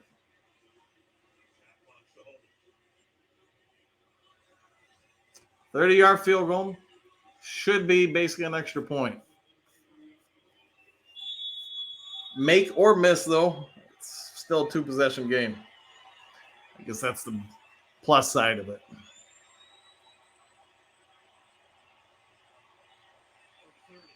And right down the middle. Well, we all were thinking the Lions would get 40. Still a chance for them, I guess, but whew, Thursday night football. One a little later. Yes, please. That'll be $23. Your ad says it's free. Yeah, it is for our economy alternate passengers who paid extra. I'll just have water. Okay, sure. All right. Well, got a little bit of a break here. Be right back. Was hoping this wouldn't be that exciting a finish, but yeah, I guess it does make it a little bit more fun to watch all the way to the end, right? All right, give me just a second. The creator is the best film of the year. Just trying to take care of it. He's the best sci-fi film in the past decade and a cinematic masterpiece. I promise to keep us safe. This film on the biggest screen possible. The creator of PG-13 now playing.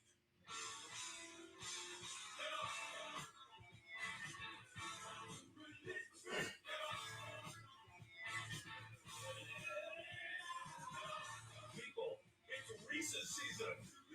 Boo. To build the NFL schedule by hand, it used to take months.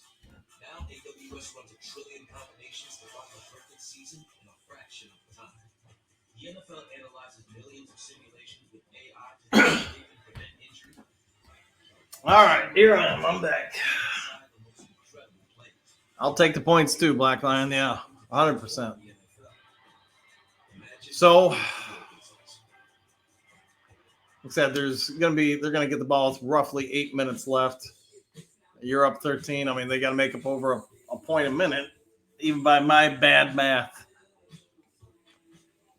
The only thing I'm not liking here is, we talked about it at halftime, playing conservative, playing safe. Stop doing what made you successful in the first half. And This is vaccines made for those. Glenn's got to learn from it. But hold on, the Sarge is voicing his displeasure in a text to me.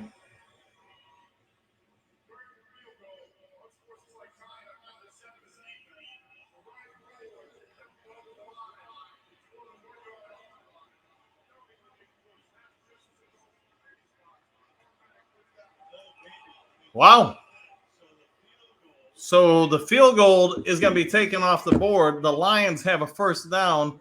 And for the second year in a row, Green Bay, is that the same guy as last year that just walked up and hit like the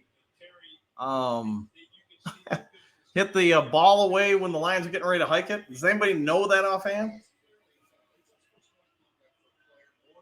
Wow. I mean, good for Detroit. We can, if nothing else, we can burn more clock and make Green Bay's job just a little bit harder. Obviously, a touchdown is got to ice this thing.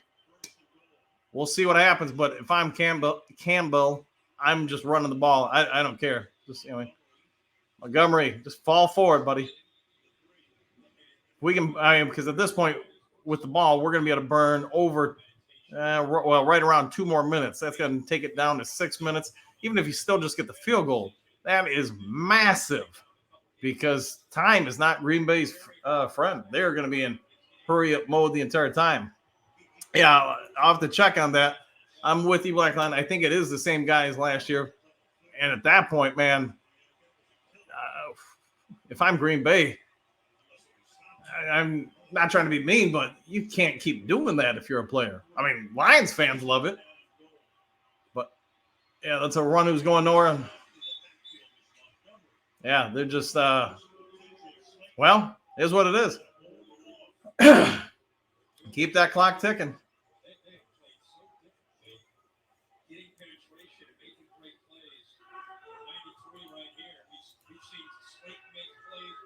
I'm sure he does, man, because he's got to be like, this doesn't help. I mean, a touchdown, if Detroit were to get it, which I'm guessing they're just going to put it on the ground again.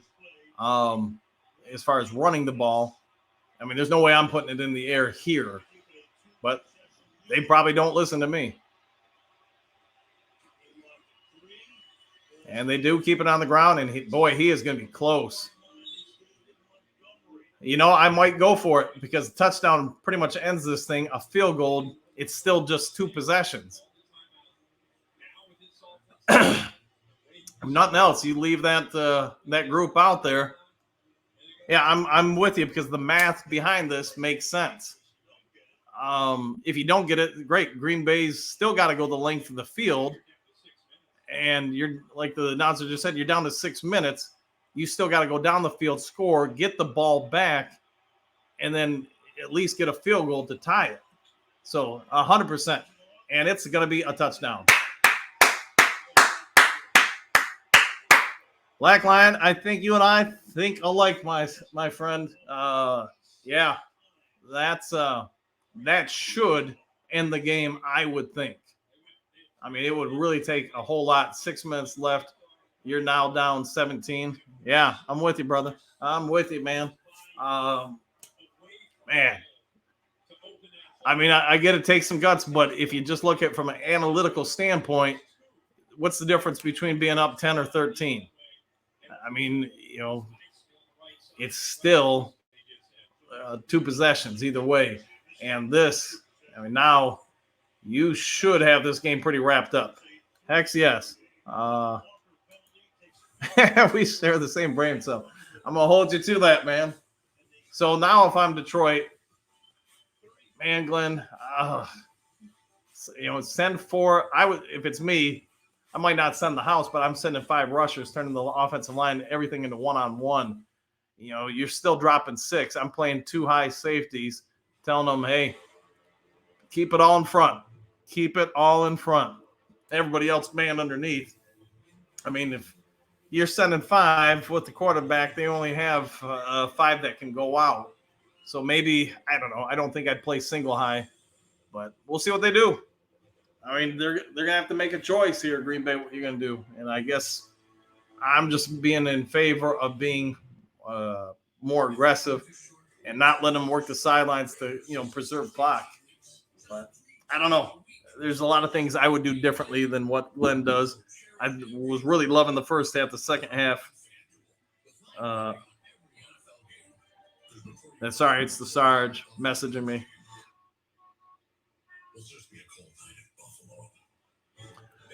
So let's see. Send 10, live Little Wayne at safety. Yeah, maybe. Yeah. Love, yeah. Pass rush. I'm probably putting my, McNeil, Kaminsky inside, Hutch outside. And then they're going to have to figure out whether it's Harris, Campbell, or Barnes on the other edge. I guess based on what we've seen, it's probably going to be Harris on the other side. But I guess you could play zone coverage with 2 high safeties, and then you could blitz a 5th. But, hey, we'll see what happens. We can get a pick 6 here. Obviously, that would be phenomenal. Hutch has been a monster, 100%. Agree. Has there been a bad game from him this year? And if you're the Jacksonville Jaguars, I mean, there's a lot of fans that going, hey, we should have taken Gibbs. We should have taken Carter. Great. Well, we got Hutchinson because Jacksonville took Walker, and I think we're pretty happy with that. Yeah, I agree. Carter and him would have been a monster, but I did a video earlier this week. Maybe you guys seen it, maybe you didn't. I said if we do take Carter, the problem is that changes all the draft behind you because now different people go off the board in different spots. So would you be willing to get rid of Branch? I'm going to say Branch, Campbell, and Gibbs to get Carter. And as well as Branch has played and Laporta, I'm not willing to do it. 2 great players, seemingly great players for one, Gibbs, I think the jury's still out, but the other part of it is, would Gibbs be much better if he was the primary back? And I'd say his stats would probably be a lot better if Montgomery wasn't here to split it with him. So, well, yeah, a 2-for-1 deal. If we took Carter, I don't think we would have gotten Laporta and Gibbs. Yeah, I agree with you. See, again, we're sharing the same brain cell. All right, so let's finish this thing. Under 6 minutes, 5:57. Let's see what happens. Lions do show 4 people on the front. Yeah, it doesn't look like they're sending anybody extra. They're playing coverage. They're going to force everything in front and underneath, force them to eat up as much clock as possible. Green Bay down 17, under 6 to go. Come on. Let's get a pick 6, another sack. As Coop knows, those all help the Madden stats. A little bit of pressure there. Just keep that clock ticking. It looks like, yeah, Detroit's going to play all zone over it. Going to make Love hit some tough throws into coverage. And Detroit's pressure up front is getting a little tired, you could tell. Although we got guys on him. Was that Branch that just... I think it was. And, man, he's just amazing. You know, Black Lion, it has glitched for me. It's not doing it right now, but it has done it a couple different times during this game. See the Lions fans in attendance. A couple of them already starting to text people and focus on their phones versus the game they paid to come see. All right. 2nd and 10. Man, Lions front. I mean, they were relying a ton on the same 4 guys throughout this game, and you've got to believe they're starting to feel some fatigue. Another short pass, another opportunity to just eat up clock. And Branch might be sore after this, but he's out there and he's playing. 3rd down. Love is terrified, yeah. It'd be even greater if we could rotate in some fresh linemen here, which I'm guessing they'll be able to do in a little bit. So getting the 1st down, under 5 minutes to go. While they do have the 1st down, the Lions are getting what they want out of it, which is burning Green Bay burning time. Black Line, yeah, they need some help, another defensive end. I would agree if they could get somebody else to go with Hutch. Deep pass. Well, I think it might be caught. Yeah. And again on Jacobs. Boy, I don't know if he had control, but I guess it doesn't matter what I think. Yeah, he's got it.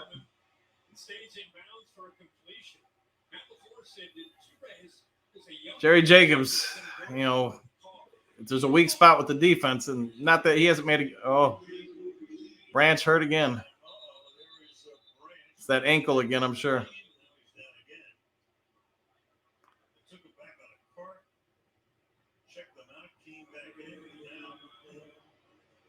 The good part is that it's going to allow some fresh rushers to get in there, but yeah, you got to get him out of there, I'm guessing.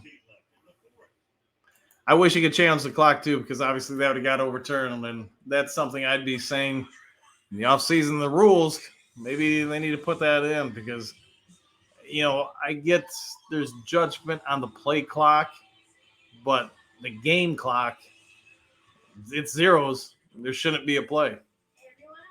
Yeah, I'm with you there, man. All right. Well, I don't ever want to say it's over until there's no time left, but man, Lions just that big pass, and I'm not trying to pick on Jacobs, but it does seem like that's where teams do go to hit throws. They're not going after Sutton. They're not going after Branch. They're going after Jerry Jacobs, and right, wrong, or indifferent, they're getting it.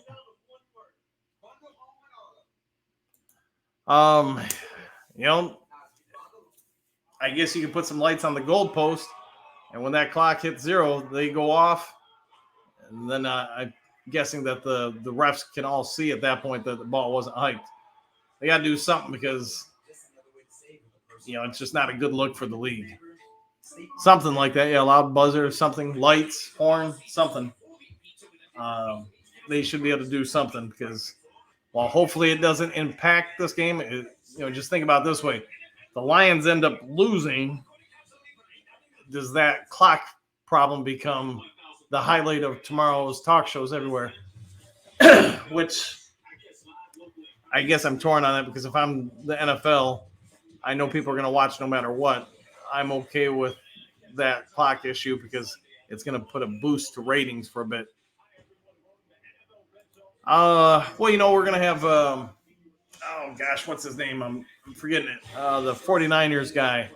He'll be playing, I'm going to say, next game, Mosley. And if I get he hasn't played since he's torn his ACL, so it's going to take a little bit. But he's pretty good if he fully recovers. Getting another corner, I think it comes down to what you're willing to give up, at least if you're talking about one that's going to play better than Jacobs. And that's the tough part. Who can you get? Yeah, Mosley, yeah.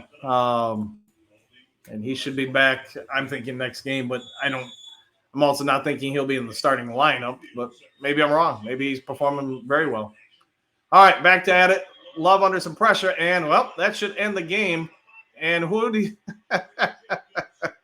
– you can't make this up. We're just calling out the guy, and Jerry Jacobs with his second pick of the game. So you know what? Jerry Jacobs, I think, is trying to put a veto on any trade for other corners. Hutchinson needs some help, too. I fully agree there. I mean, it's not that some of these guys aren't good. They're just not great. And the problem is, most teams at this level, you've got 2 or 3 great players on one side of the ball. I think the Lions have one great player, and Branch might be the second one, but nobody else on that line. Yeah, interception for him. And the guy everybody's picking on in the Lions secondary is the guy with 2 picks of Jordan Love.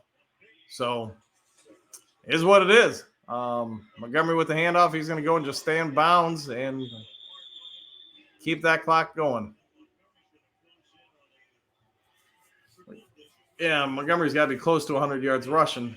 Guess he did get out of bounds. Packers quarterbacks, 4 INTs in 2 games versus the Lions last season. 2 tonight. So can you believe it that the Lions will have won 2 in a row in Green Bay for the first time maybe in my lifetime? I don't know. I can't remember the last time they won 2 in a row at Lambeau Field. It has been a long, long time. And trying to get Gibbs involved, and man, I'm not trying to get anybody killed at this point. Just run it, get that clock going, get this game over with. Great game, Coop. You're right, steamrolled.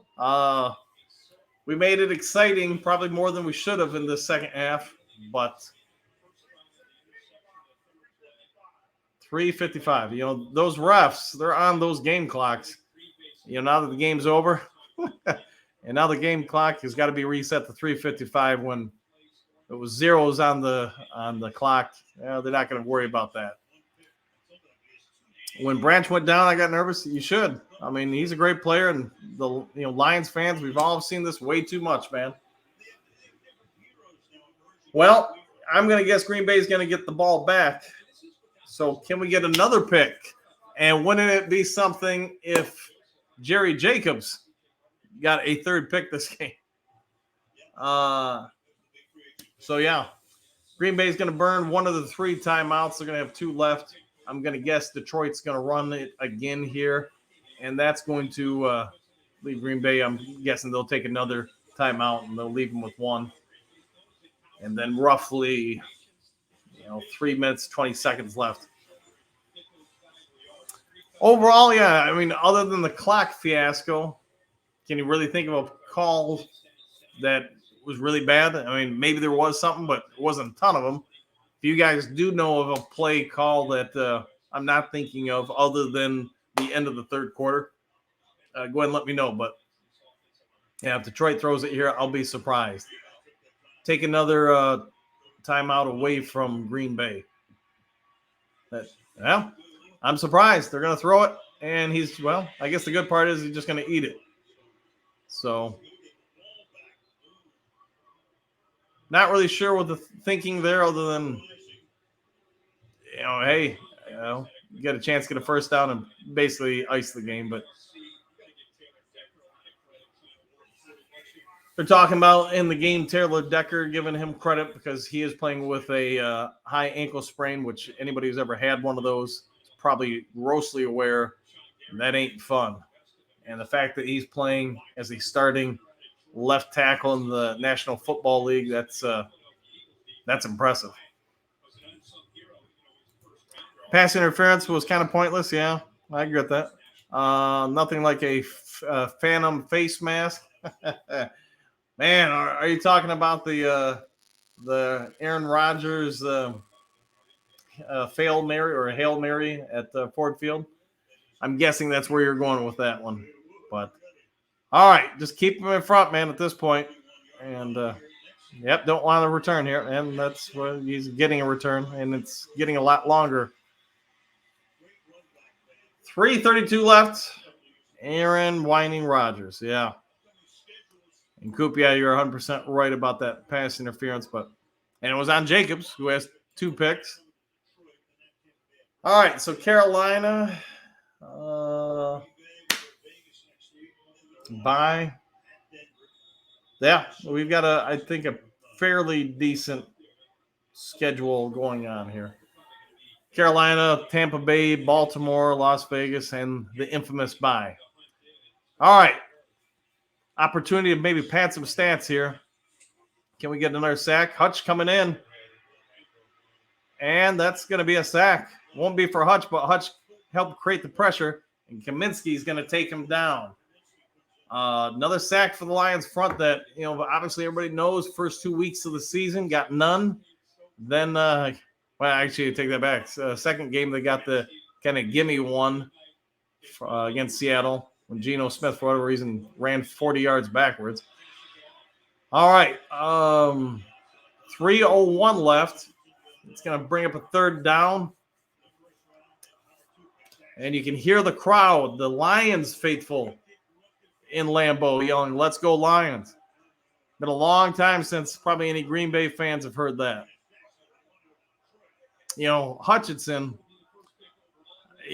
him, Harris, I guess they got McNeil out. By the way, Benny Brownman right there with the blue hair. Real nice guy. I've met him a few times at Ford Field, and super nice guy. Him in the regular section, you could call it. There's the pass into the dirt by Love.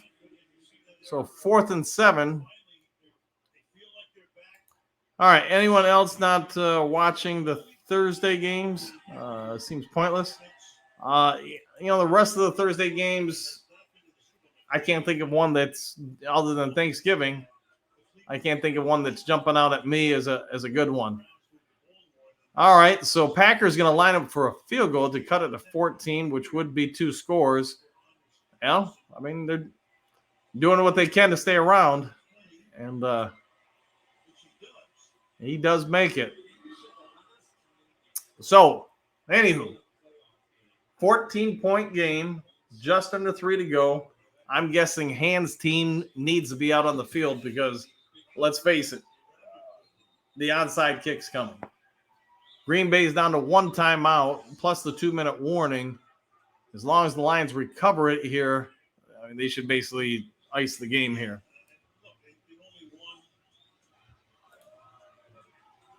They must be so upset in Green Bay. I would agree. And there's a current Lions owner just watching it over. 1 postseason win in the past 65 years. I can actually remember watching that postseason win. Bears, Commanders, blah. Yeah. Let's hope they're blah when we play them, though. So, anywho. Sooner or later, the ship is going to come in. All right. Got to recover this onside kick to end this game.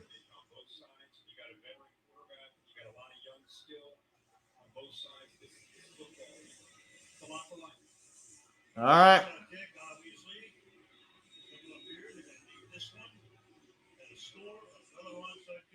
It went to 10 yards and out of bounds. So Detroit's ball.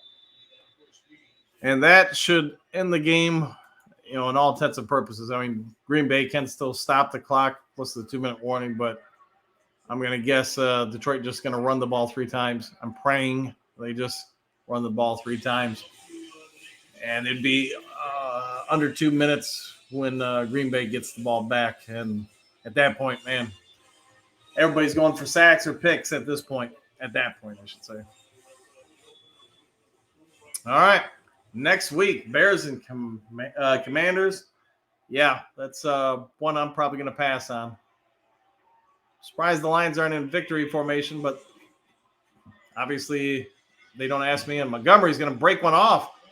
Still going. Over 100 yards for him. So he might have been injured a week ago, but he's not too injured tonight. And if Green Bay uses a timeout here, they're just really trying to force things. Well, guard in motion. Montgomery breaks a tackle, nearly breaks the second one, and he could have got a few more yards there. Yeah, he's, you wouldn't guess he's that powerful up top, but the dude's got some strength. Nice run indeed. Nice run indeed. 114 yards and 29 carries. Hey, not taking him out. I'm not gonna lie. If it's me, I might be putting in some of the backups here just to protect some wear on some of the offensive linemen and running back. But that's just me. I'd rather at this point let some of the other people get his prime right now. Yeah. Would Barry Sanders in his prime be what we know him as, though? Because the NFL, we run it a ton, but we are also not the norm. Maybe we are starting to become the norm more. Maybe more and more teams are starting to do it. All right, winding up the game here. So I'm not going to be doing a post-game show tonight.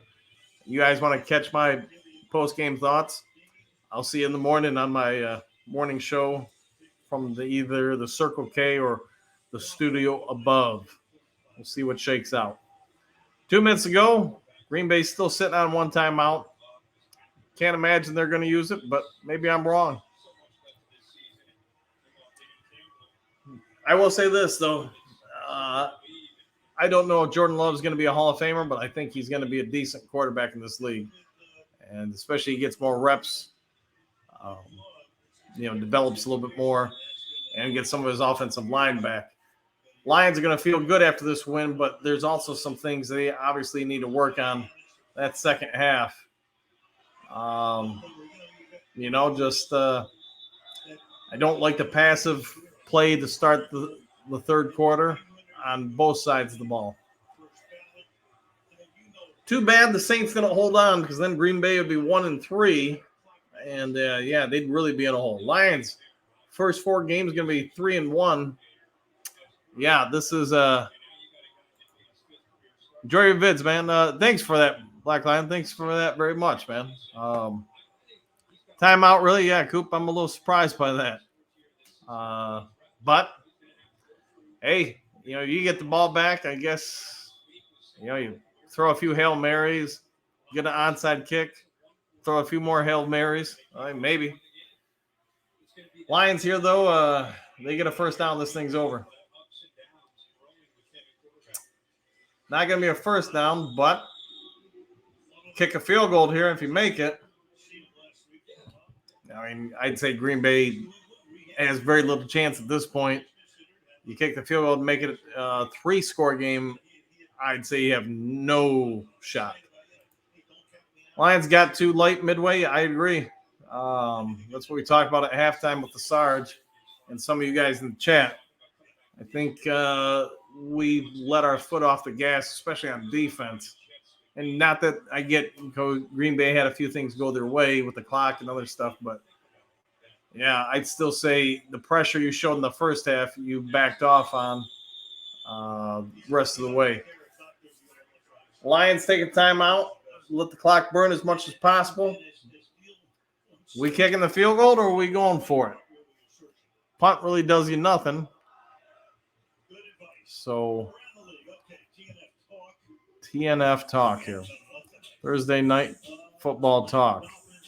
All right. The Dolphins coach, in my opinion, looks like a Marvel supervillain.